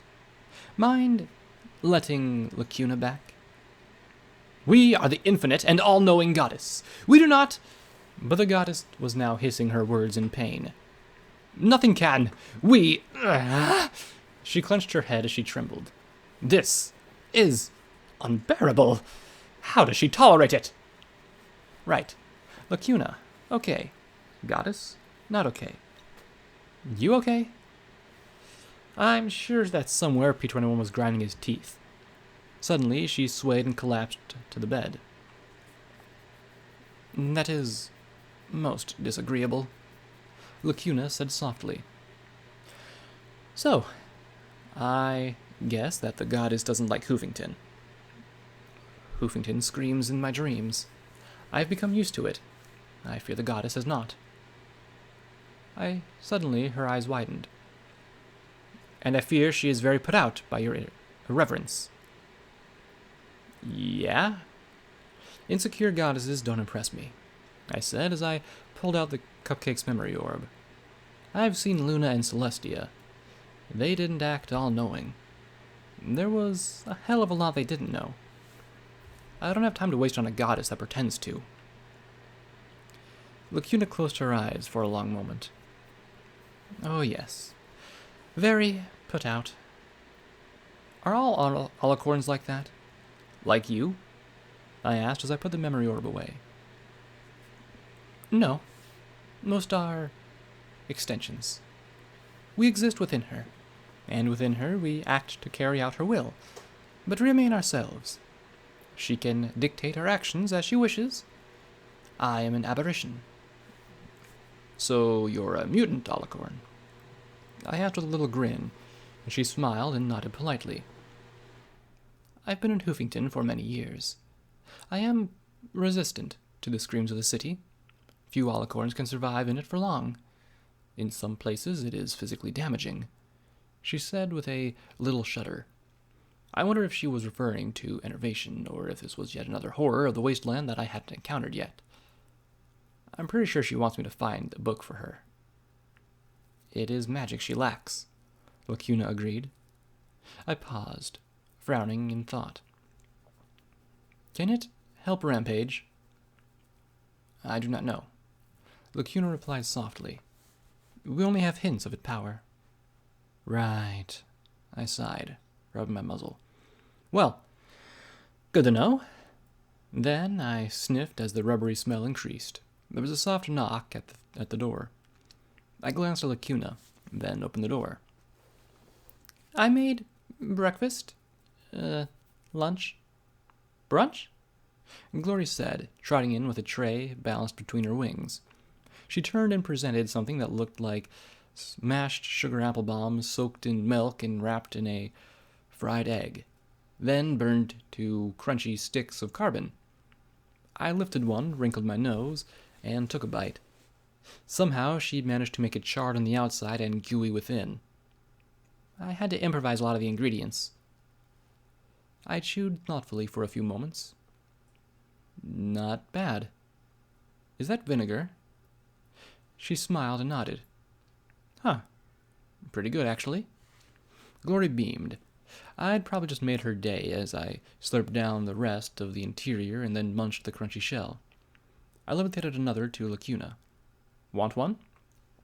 The alicorn shied away as she politely asked, Blackjack, are you by chance part dragon? By morning, I felt a lot better. If not better, at least decent. Between Priest's healing and Sakashi's tonics, I'd coughed up most of the sludge in my lungs, and my throat no longer sounded like a rusty can full of nails. Well, I had to admit that the smell was off. Glory's cooking really wasn't that bad. I thought that what she could do with the few ingredients rattling around in our packs was pretty creative. Rampage promptly told me that if I suggested she try one, she would be aiming for me with her vomit this time. I took stock of my armaments, laying each weapon on the bed before me. The Dragon Claw for close-in work, then Cupcake's 44 Magnum, then all that 12-gauge pump-action shotgun, and finally, Taurus's rifle. The rest I'd traded, along with surplus ammo and ammo for these. I kept Folly, of course. To be honest, I didn't know who'd buy a gun with impossibly rare ammo. While the IF-33 would be tempting, I barely had enough ammo for a clip, and the 12mm gun had been trashed. With the exception of the incendiary bullets, I'd blown through most of the specialty ammo we'd picked up at Ironshod Firearms R&D. I hoped we'd come across more, especially those explosive rounds. The Aegis Security combat armor had pockets and holsters for most of these weapons. I had to admit, I felt better wiggling into my armor than I had in a while. While I missed my old security barding, the polymer and ceramic combat armor more than made up for it. Some spray paint, and I was just security again. Best of all, Charity had used a stencil and some white paint to mark the rearing filly on my rump. I secured the weapons, clips, and the handful of healing potions I'd acquired, and made my way downstairs.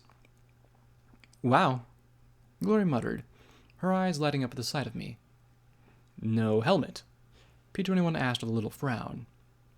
It cuts off my vision and hearing too much, and it's uncomfortable as hell, I said as I saw that Rampage was now charity-aged. Apparently, while Glory's own cuisine was too much for my friends, Rampage had gone out of her way to get every remotely edible piece of meat in our packs cooked up. Growing up, even with the assistance of a healing talisman, clearly used up the calories. I really preferred my sugar apple bombs.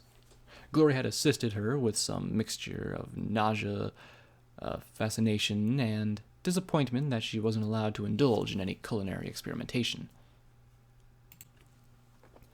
He just looked at me like I was doing something stupid again. What? I asked levelly. Nothing. It's great armor, he said before going back to his carrot crisps, adding in a mutter just loud enough for every opponent to hear. Boom. Headshot. Yeah, like he had room to talk. He still wasn't using any barding. Period. Still, maybe I should reconsider the headgear. I looked at Lacuna. What about you? Do you need armor? Black mourner's lace hardly seemed like adequate protection to me. She looked at me, or rather at my horn. I'll be fine. Are you sure? I mean, P21 likes to be all sneaky, but you're a little too big for sneaky. I'm good, thank you, she answered. Okay, just saying. I'm pretty sure Celestia and Luna weren't bulletproof, so no harm in wearing some. Blackjack, I don't need armor. I have magic, she said with a small smile of irritation. Right, of course you do, because you're part unicorn. You do magic. Excuse me, I said as I stalked over to the kitchen, muttering sourly under my breath about big horned alicorns and their magic. I could swing while blasting away ghouls. Could she do that? Once everything was set, I gave the house a parting look and locked the front door, feeling slightly less secure in the knowledge that any opponent with some skill and a bobby pin could open it. Oh well, Not much I can do about that now. As a pleasant surprise, Glory's food didn't taste much different on the trip back out and into a paper bag that Ditzy kept in her wagon for just such occurrences. I found 2 boxes in the back, wedged myself between them, and did everything I could to avoid screaming, crying, wetting myself, or taking my mind off my striped friend. Philly Rampage looked oddly like Silverbell's striped sister, as the 2 sat in the back. I kept my magic grip on the revolver. If I saw a skull appear on her butt, I was going straight to Sats. Glory and Lacuna flew at our flanks. Ditzy had stared at the alicorn with some nervousness, but of course she hadn't said anything. I had to admit, the sight of the lace-draped alicorn was decidedly surreal.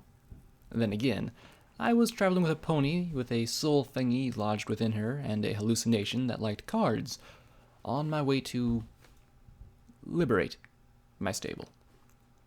Really, reality was a lot more subjective now. Then P21 peeked out of the back with a small frown. Why didn't he freak out in the sky? Blackjack! Ugh, I grunted in reply. What is that? He asked as he peered through his binoculars. I carefully moved to the back, making sure to avoid looking at the clouds above and the ground way, way below. What is what? I asked, and then frowned as I spotted a black speck behind us. What is that? I lifted Tarz's rifle and scoped through the scope. At first, I thought it was the Enclave. Maybe Dusk was coming to finish off Glory. But there was something off about how it moved. I couldn't see any mounted weapons. Its wings were as big as Lacuna's, and it was gaining on us. Fast. Really fast. Behind us, I shouted as the creature rolled faster than I could follow through the scope. Ditzy, get us on the ground, I yelled as it swept over us. I heard the buzz of Glory's beam weapons crackle as she shot at it. My stomach rose in my throat as every terrifying nightmare I had about falling rose into my chest. Ditzy was getting us to the ground by the fastest means possible. Straight down. As she dove, I saw the flash of beam guns and flicker of lightning from our airborne friends. After that, I was just holding tight as half of Ditzy's wares battered P21 and me. Rampage laughed in delight, and even Silverbell appeared more thrilled and less scared by the drop. Just before we hit, Ditzy flattened out, flying over the rubble-strewn fields of Marimare. The wagon suddenly lurched to the side, and the wagon cover ripped. 4 sets of brown claws tearing open the canopy. Something growled overhead, and I wasted no time thrusting Tarz's rifle upright and blasting away blindly. With a snarl, it released the wagon, and Ditzy was able to pull up over the main building. Get ready to jump out, I yelled. The wagon came to a stop, and the 3 of us spilled out. I could have kissed the ground, if we weren't facing some kind of clawed, winged, flying thing that was trying to kill us. It wasn't in sight, but I doubted that would last long. Get the door open, quickly, I said as I nodded at the door to the locker room. We gotta get out of sight. I looked over at the ghoul Pegasus. Best to get out of here. It'll be after us. And oh, how I hoped that was true and this wasn't some sort of ridiculously aggressive predator with a taste for ghoul flesh. Thanks, Ditzy. I owe you a new canopy. She grinned and shrugged, then winked a cloudy eye at me and took off. I made sure to fire a few rounds at anything that might be bat-winged. To my relief, I didn't see anything go after the damaged wagon. Rampage looked at the duffel bag between my shoulders that held her spiked armor. I hate being little. How am I supposed to kick tail like this? She said as she gestured at herself. You'll find a way, I have no doubt about that, I reassured her. Behind us, the door clicked open. Quick, inside. If we were fighting something that flew, the lower the roof, the better. We disappeared inside just as the winged thing flashed over to us. Whatever it was really fast. Really damn fast. I just closed the door when an oozing brown stinger punched right through the heavy metal. Uh-huh? I shouted as I reeled back, blasting at the appendage. It jerked free with a metallic squeal, leaving a hoof-sized hole. A bright blue eye peeked through and then narrowed. "Peek-a-boo," a low feminine voice growled. "Peek at this," I muttered as I fired the rifle, but the eye jerked away with a laugh. "Well, at least it's a happy monster." "Great. So won't you be adopting it then?" P-21 asked as he took a magical grenade and carefully positioned it at the base of the door so that any pony opening it would flick the stem off the weapon. We quickly moved further down into the locker rooms. It wasn't trying to come through the doors. Maybe it was either going to enter from the second floor to flush us out? "Well, you never know. It could have some horribly tragic sob story," I said as I rushed to the Marauder's lockers. Actually, given my track record with these things, it was probably likely. I selected Doof's locker and typed "Mama." There were a stack of papers, a memory orb, of course there was a memory orb, and some large boxes of ammo. In the back was a gun? It was a short tube about 2 feet long, with a mouth grip stock. Really, it resembled the biggest single-shot gun I'd ever seen before.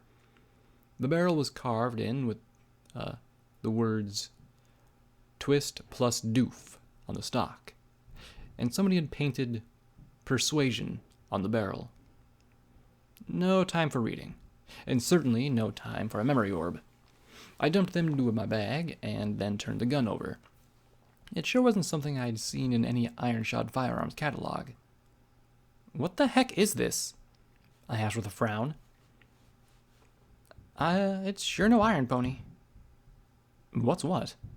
P-21 asked, and then I showed it to him. "Oh, it's a grenade rifle." "Great. Enjoy," I said as I pushed the tube into his hooves. His eyes went round. "Blackjack, it's a gun." "It's a grenade gun," I countered. "You do grenades, so logically you should be fine with it."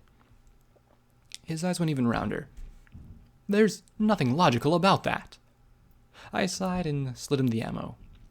"Look, I trust you. Trust yourself and ante up. This isn't some gun you point and shoot, right?" He frowned in worry, but nodded. "Gotta figure out angles and delays and stuff." He nodded again, and I tapped his forehead. "Then it's right up your alley, egghead." He sure didn't look happy about it, but he took the weapon and the grenades and slipped them into his saddlebags. And if I was wrong and he was feeling shoot blackjacky, at least it would be quick. Now, there was just the question of how we could connect with Glory and Lacuna. Unless Miss Big Purple Unicorn had a magic location spell, and I wouldn't put it past her, we'd have to go out or they'd have to come in. If I were the flyer, I wouldn't want to be stuck inside, so I guess she was somewhere on the roof waiting for us to come out of the second story. "We can get out through the center," I muttered, "but we need to tell Glory so they don't come in and have us chasing each other in circles." He frowned, then dug through his bags and scribbled in words on a piece of garbage. "Rads. Hook it to the hole in the door, and let's go," he said as we carefully unhinged the gun and slid a grenade into it. I did as he asked. Unless the monster was standing right outside, the pair would see it when they checked the door. "Why rads?" Rampage asked. "It's the official term for measuring the intensity of magical spell radiation," he explained as he looked back at us.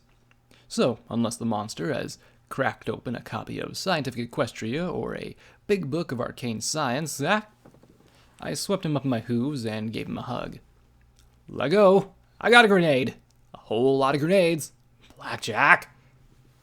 "I got a smart pony," I said to Rampage with a big grin. In the main hall, I kept my eyes up. Vermin had gotten in. Huge, bloated mice that weren't much more threatening than rad roaches, but still packed a wicked bite. I still wish the EFS would give me a scale of bad guyness, but the bars were all just red or blue. I had to watch for something a bit more substantial. I hadn't realized that something substantial was watching for us. As we made for the stairs down to operations, I heard a low growl rumble through the halls. My mane did the pony pokey as we looked at all the doors. Was it that bar by the barracks? The gift shop? Maybe somewhere above? Of course not.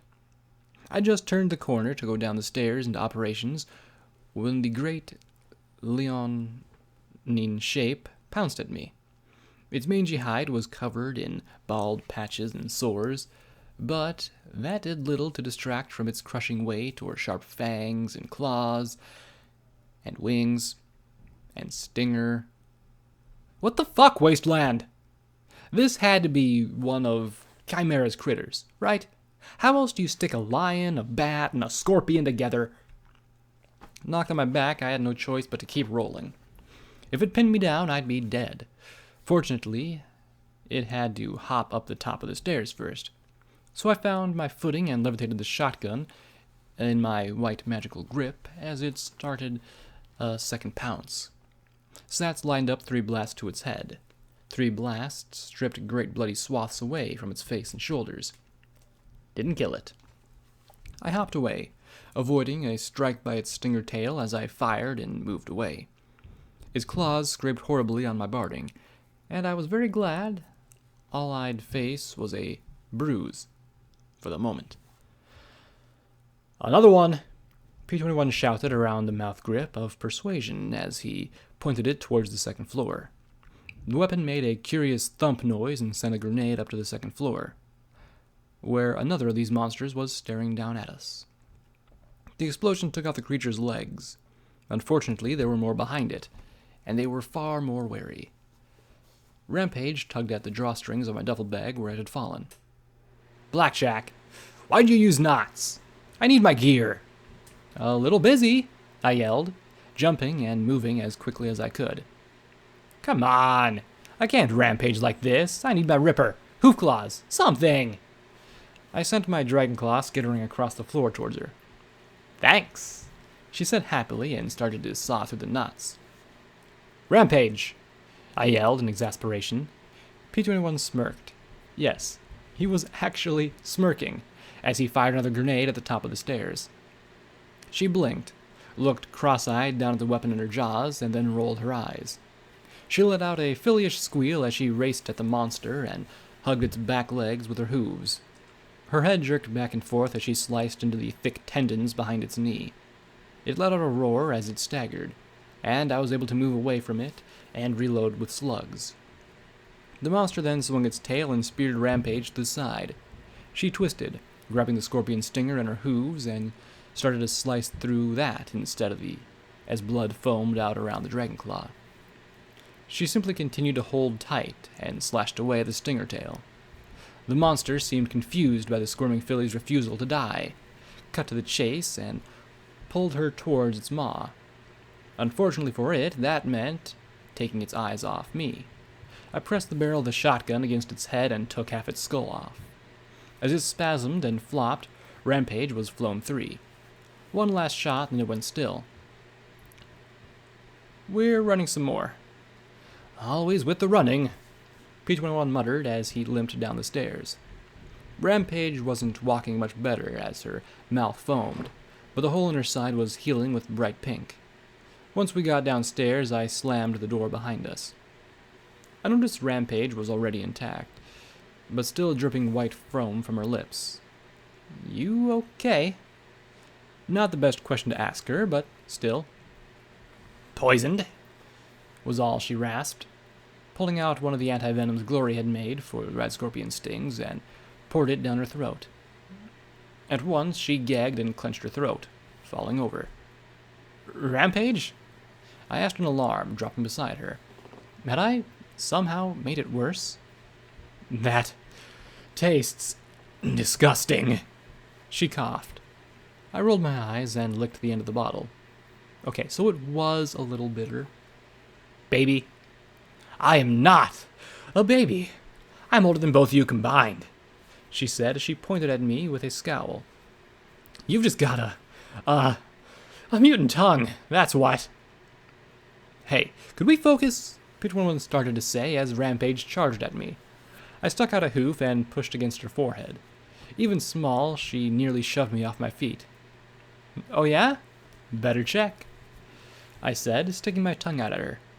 Rampage blinked, then tackled me with a roar. It wasn't nearly as effective as it would have been if she was her normal size. Oh yeah, really mutated. Just like those bruises, she said as she swung her hooves at me. Ah, some pony needs her nap. She's all cranky.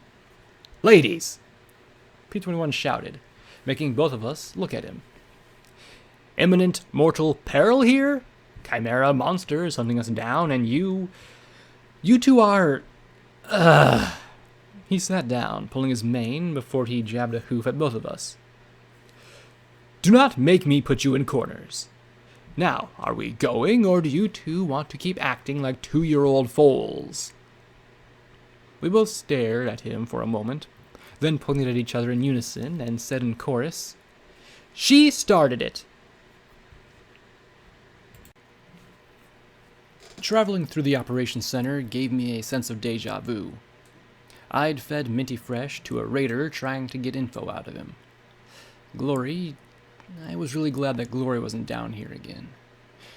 P21 had strung a wire across the bottom of the stairs and up overhead, then had me tie 3 frag grenades to their stems. Jerking the wire, grenades pop free. Boy, was I glad he was on our side. Hey, the dealer whispered from a dark doorway. Got a second? Not right now, I muttered. P21 looked at me. Blackjack. Great, now I was starting to act crazy. Crazier, anyway. Just go away. I'm not crazy anymore, and I don't need you creeping me out, okay? I've got monsters to deal with in Rampage and Stable 99, so you know what?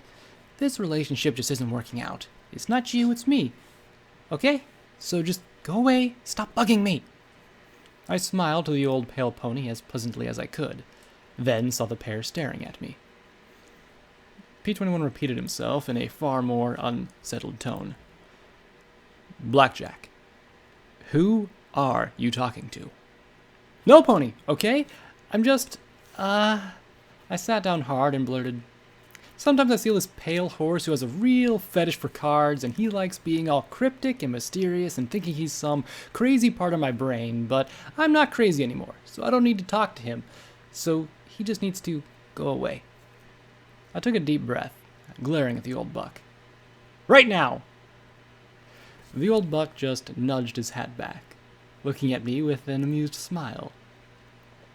Okay, Rampage said brightly, grinning at P21.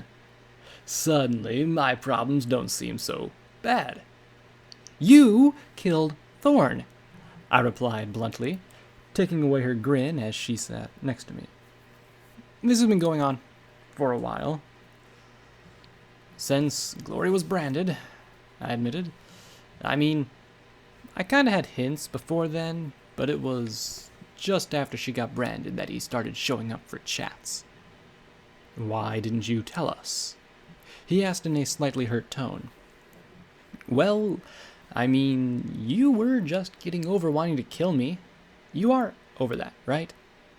His eyebrows arched as he looked at me coolly. Okay, mostly over that. Anyway, Glory was hurt. I felt completely useless.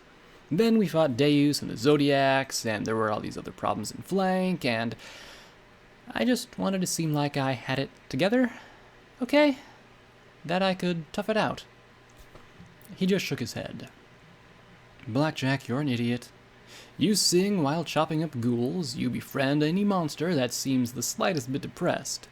You seem to make enemies with a shocking regularity, and you think that seeing things that aren't there is too much?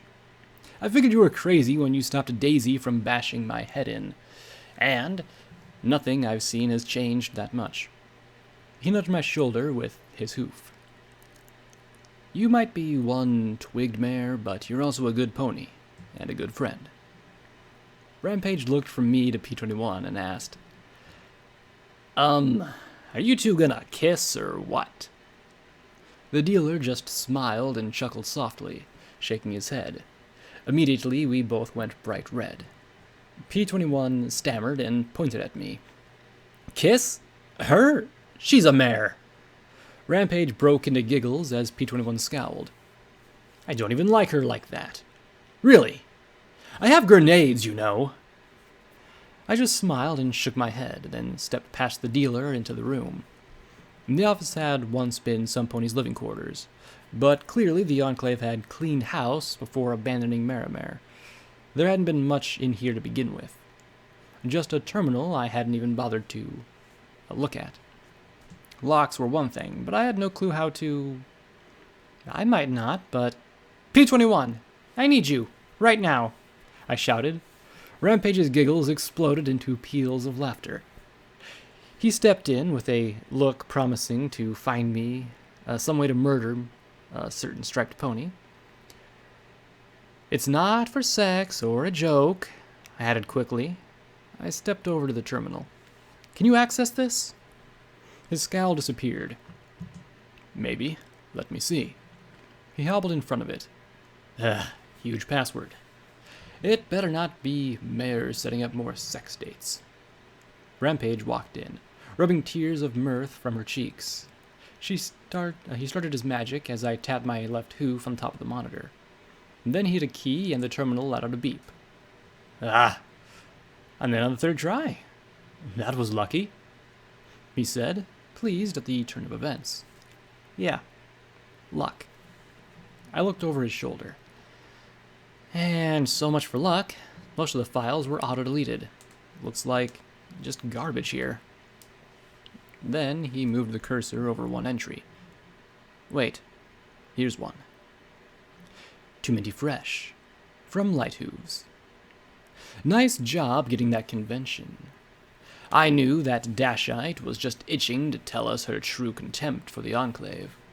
Morning Glory's whole family is no better, really. It's in their blood. Can you believe she'd accuse us of misconduct?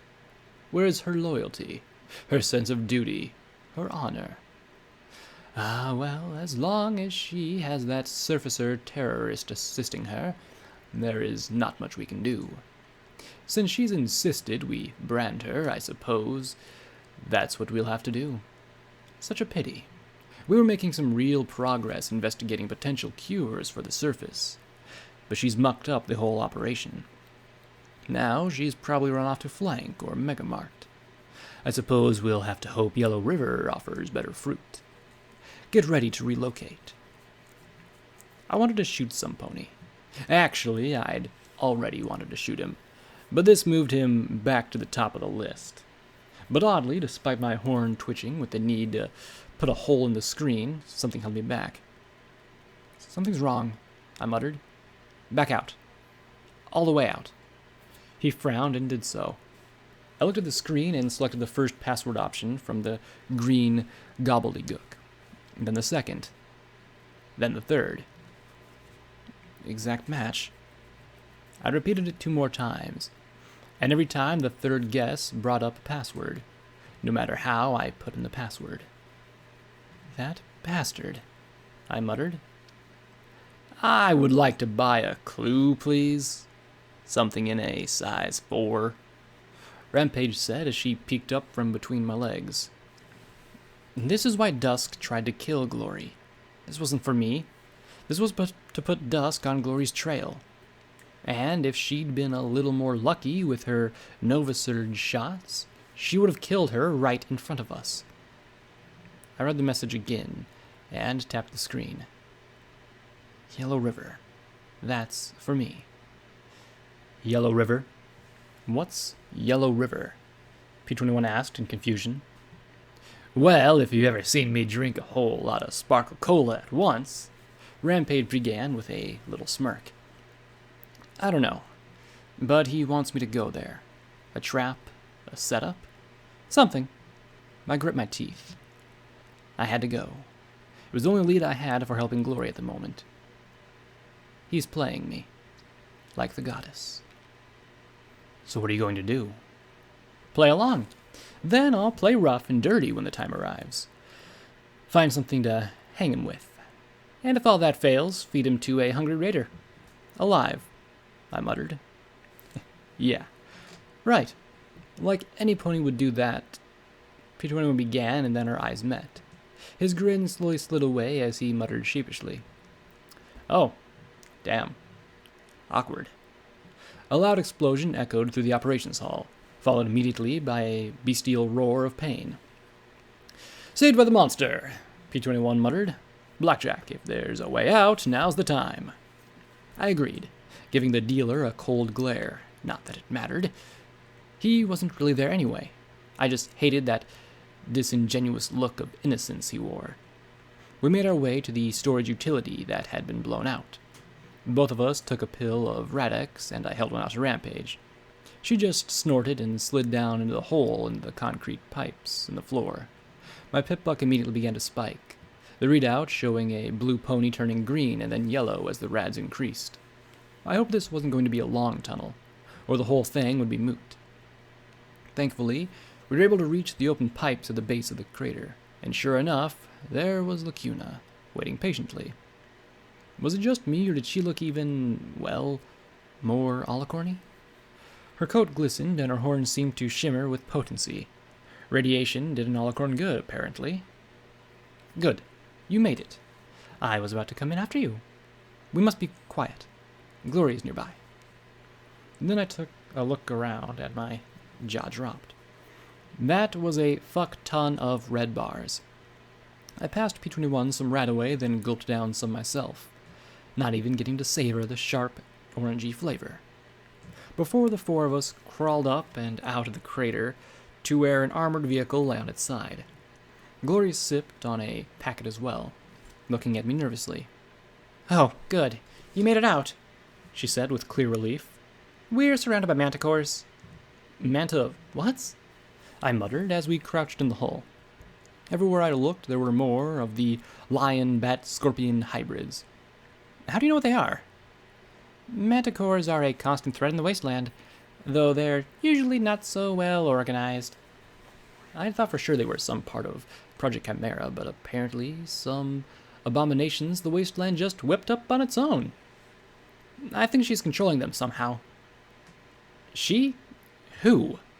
I asked as I looked through P21's binoculars. Oh. Her. Now this has to be something from Chimera. The tawny pony prowled back and forth on the roof of the main building. Her legs ended in razor-sharp claws rather than hooves, and the wings on her back were leathery instead of feathery. The scorpion tail she possessed snapped and stabbed at the manticores that didn't shy out of her way quick enough. And with her lips parted, I could see a set of wicked fangs. As disturbing as she was, it wasn't as bad as the flock of manticores lounging around the airbase. I couldn't see how we were going to get within 100 feet without one of them spotting us. And the radiation was still building up in us. Okay, we need to get the heck out of here, I said as I looked at the twisted wreckage concealing us. Rampage was examining a heap of bones in some frayed and charred uniforms, while P21 seemed to be checking his grenades and Glory took another Radex. Would you like to return to chapel? Lacuna asked casually. Well, yeah, that'd be great, but I don't know how we're going to get there without all of them piling on us, I said, and then frowned. Are you telling me you can return all of us to chapel? That's miles away. She took a long, slow, luxurious breath as she looked at the glowing crater. Right now? Most certainly. Right. 10 or 15 more minutes here, and it'd be moot. I trot over to Rampage, who seemed to be staring down at the bones with a wistful look. Come on, Rampage. We're leaving. Huh? Oh, yeah, she said as she crawled through the gutted vehicle. For a moment, I almost joined her, but then I moved back to look down at the small pile of bones. This far into the transport, the body was a little more intact. Nothing valuable, of course, just rotten, scorched uniforms, 2 tin ID tags hanging around their necks. The junk of 2 centuries ago. Slowly, I took a closer look at the name stamped on the tin. Twist. I stared at another of Macintosh's Marauders. Slowly, I bent down and nudged the brittle bones. Her hooves had pinched something between them, bundling them in the rags of her uniform. With care, I liberated the objects from her rags. The pictures were all partially burned, discolored, or water-stained. There were little mouth-written notes on the bottoms, smeared but still barely legible. Twist on a playground next to a foal so alike that only Twist's glasses really set them apart. Weren't we alike back then, Applebloom? Twist standing in a candy shop with a sign that read Peppermint under 2 crossed candy canes. Too bad about my candy shop, huh? Twist standing proudly amidst a line of recruits with a buzzed mane, the youngest and smallest but looking eager to fight. Big Macintosh loomed beside her, giving her a brotherly glance. Look at my mane. It's so short. An older and more mature Applebloom posing for a picture in front of a stable door marked with an immense number 2. Looking good, Applebloom. Looking really good. Twist putting Big Macintosh in a hoof lock, as the rest of the Marauders cheer and laugh at the sight.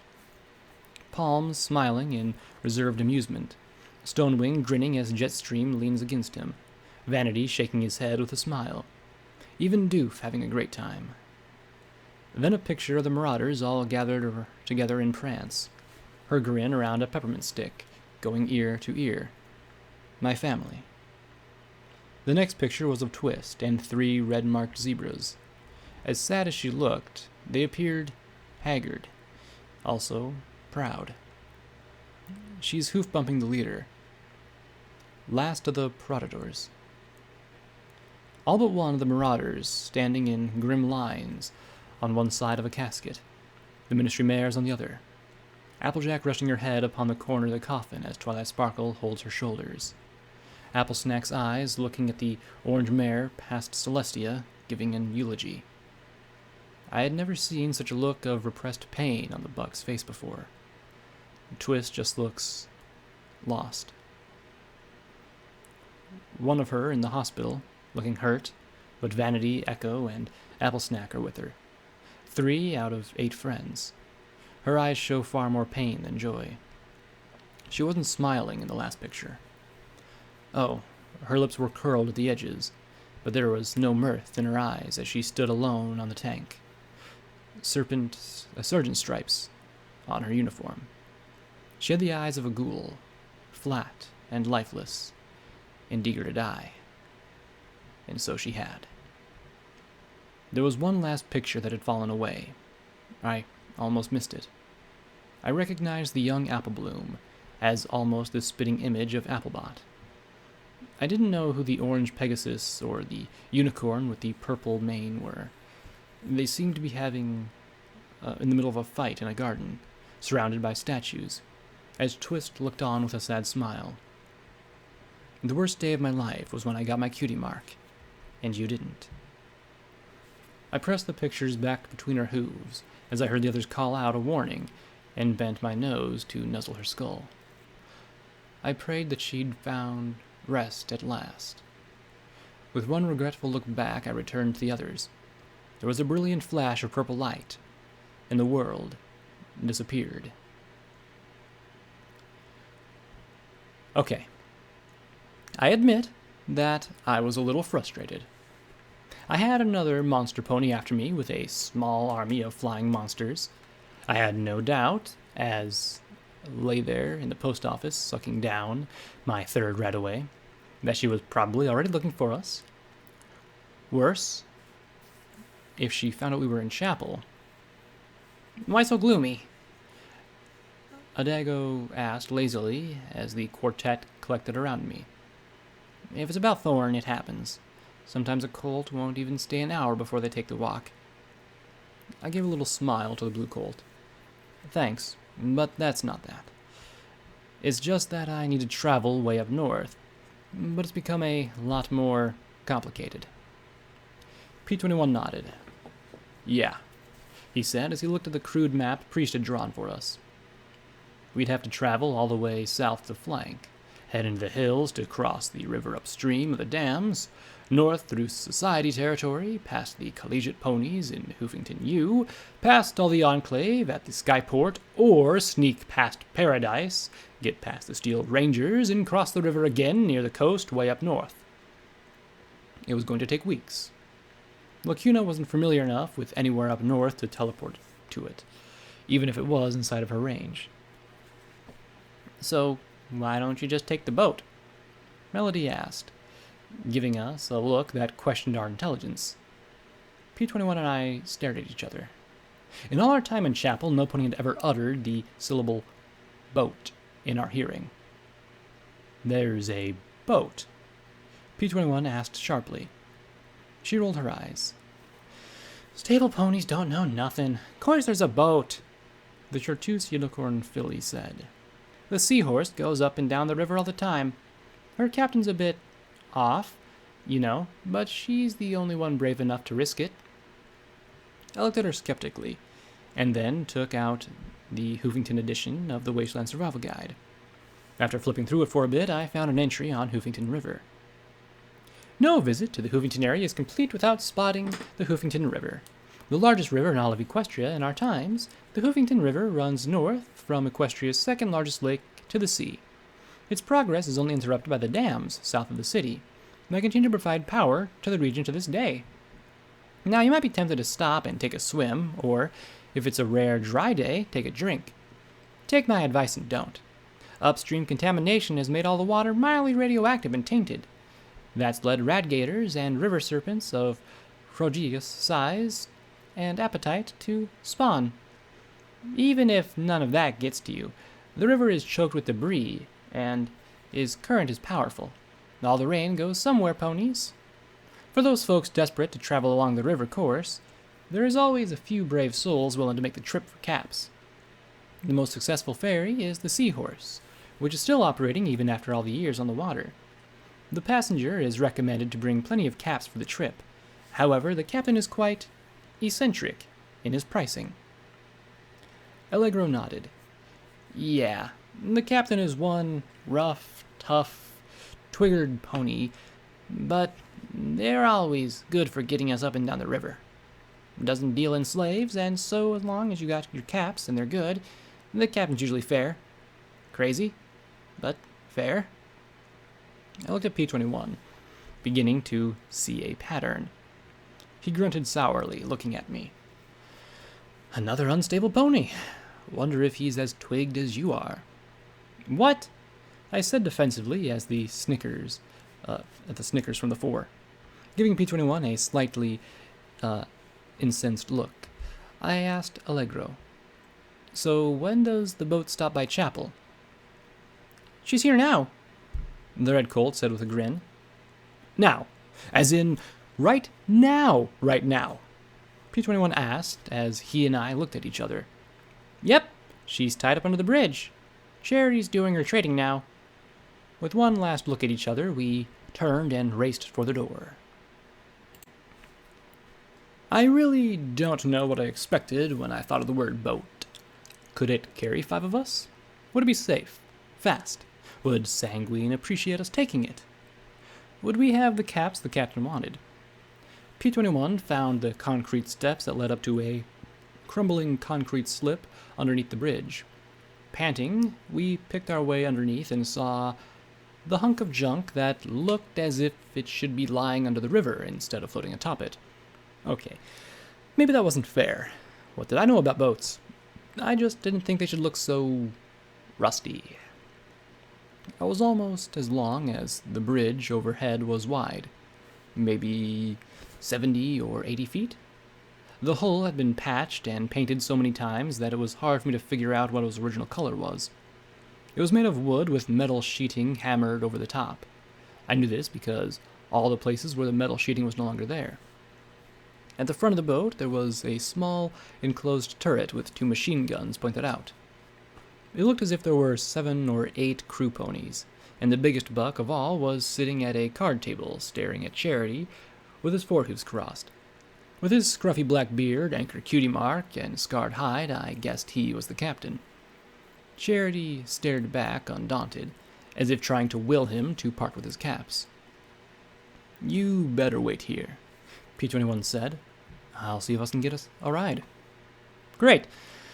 Waiting," I muttered as I sat with a grumpy frown as he trotted down and started trying to break into the staring contest. He might as well have been talking to a wall for all the notice he got. "Tell me about it," said a mare beside the river. "So boring just waiting for them. They've been at us for hours." The turquoise unicorn mare had a mane so filthy and chopped that I wasn't sure it was blue, gray, or some mottled mix of the two. She wore a battered black cap complete with a skull and crossbones, like from a storybook. A leathery eye patch covered her left eye. She swirled an amber drink in a bottle. "Want some? It's rum, or grog. One of the two." She glared at the contents suspiciously. "Sneaky little drink." "Sure," I replied as I joined the inebriated mare, plopping down beside her and taking a swig. Rum, or grog maybe, I discovered was a bit sweeter than my preferred intoxicant. "That's not bad." She offered her hoof. "Thrush." "Blackjack." I bumped it with my own. She eyed my security barding, leaning back and squinting as she fought to focus her gaze. Security. Where have I heard that before?" She suddenly pointed at the bottle, and at me, with a gasp. "You're that mare with the bounty, aren't you?" I felt my mane start to prickle, but then she grinned. "Well, good for you. I always said that if you're doing something good enough for some pony to pay to want you dead, then you must be doing it well."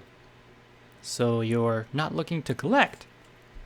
She took another pull of the bottle, and then burped. "Who? Me?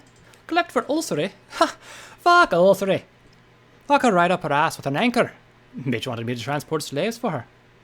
She scowled at me. "Do you know what kind of mess slaves make? I mean, really. Smell last forever." She made an annoyed face.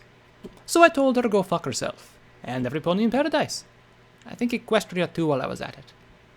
I just grinned as she frowned and rubbed her chin. "I think I may have shot her too." "Shot at her." "One of the two." "Really?" I said with a chuckle. "Well, I was drunk at the time, and I don't quite think she understood the implications therein. She took it all personal like, put a 10,000 cap bounty on my noggin. I don't think she realized that most bounty hunters can't swim." The turquoise mare muttered as she unpent the bottle into her wide-open mouth. She swallowed, then blinked and stared at the bottle.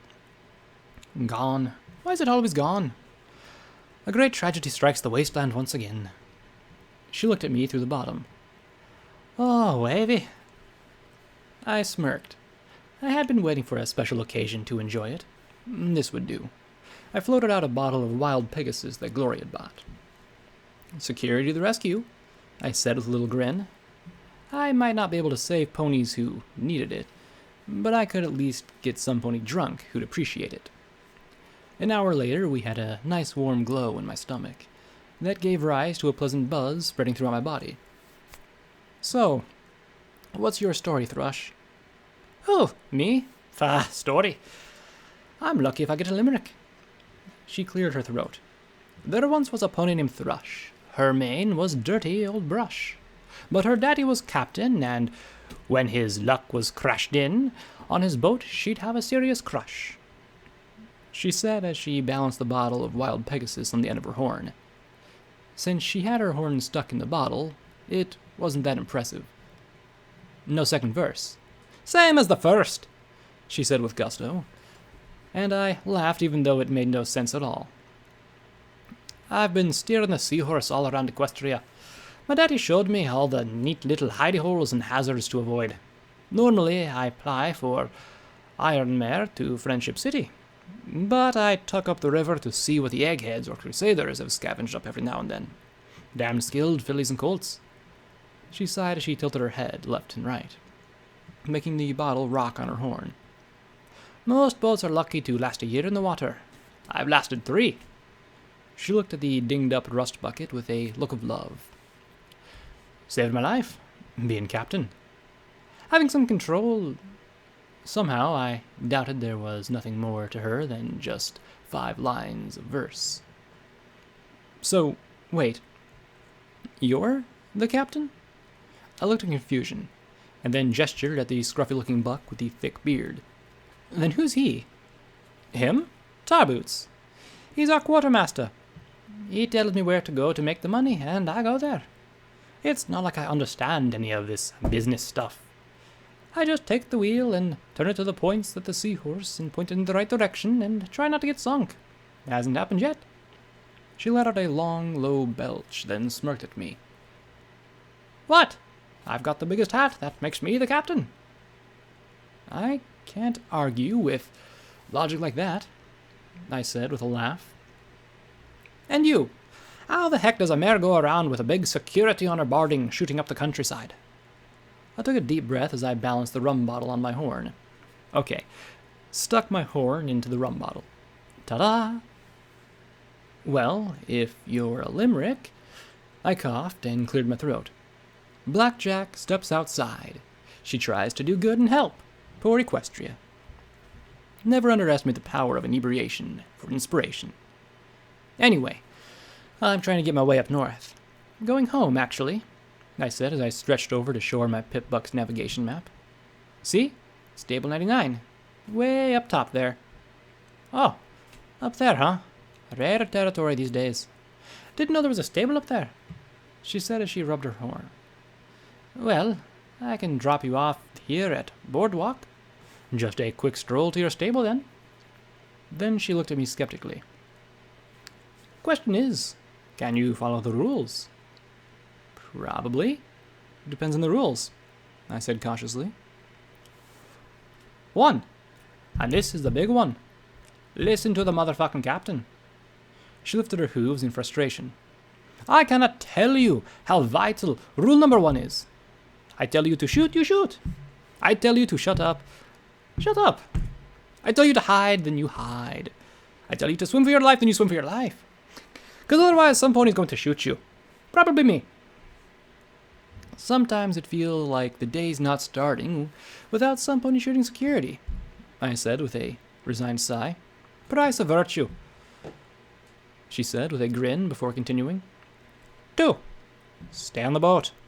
You hop off for any reason, and we gotta burn power to pick you up. Lots of places there isn't anywhere to pull in. You got flyers? I nodded, and she looked curious. Then they really have to stay in. If they take off, they'll get 30 or 40 feet before the city picks them off. The city doesn't shoot things in the river? I asked curiously. Doesn't have to.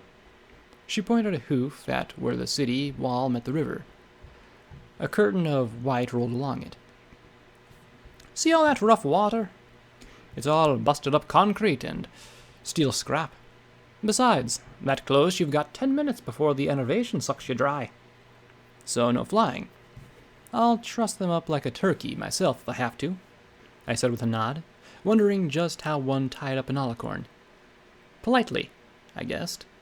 Tying up Glory, that led to some downright disturbing neighborhoods of thought. 3rd, you pay for your own gas. That means spark batteries, gem cartridges, and even raw gemstones. If you can't swing that, then you get to point your horn to a flux converter and channel it till it falls off. And trust me, it'll feel like it if you do. Right, I said with a nod, watching as P-21 and the large gray tar boots strolled up. Hey, P-21? Hey, Blackjack, I got us to deal with Captain Tarboots here, and... He stared at me. What? Did I have something on my face? The gray pony interrupted him. Captain Tarbush, I got a request for 5 passengers. He broke off with a sigh. Captain. The turquoise mare blinked at him, and he coughed. Captain, you have a bottle stuck on your horn again. She looked at him coolly and said, with as much dignity as she could muster, I knew that. I did. 1 moment. She rose to her hooves, her magic carefully unscrewing the bottle from her horn. Excellent observation, Master Tarboots. But I'm afraid you'll have to tell this adorable little guy that I have already agreed to provide passage for this filly and her friends. The scarred buck opened his mouth, and she raised a hoof. No, Master Tarboots. This is an adventure. I looked at her with a wide grin that was mirrored by the turquoise unicorn, and bumped hooves against hers. You bet. I'll get even every spark battery I can, even if I have to tie up Charity with a sack to do it. Okay, maybe I won't go that far. Maybe I'd pay for them, and then tie her up in a sack. The bucks stared out in shock as they looked from one of us to another. Sweet Celestia, muttered the grizzled buck as P-21 sat down on his rump with a groan. There's 2 of them. There's 2. The blue buck moaned in despair. Celestia, save us all. Footnote. Level up. New perk added. Ferocious Loyalty. When you drop below 50% HP, companions gain DT.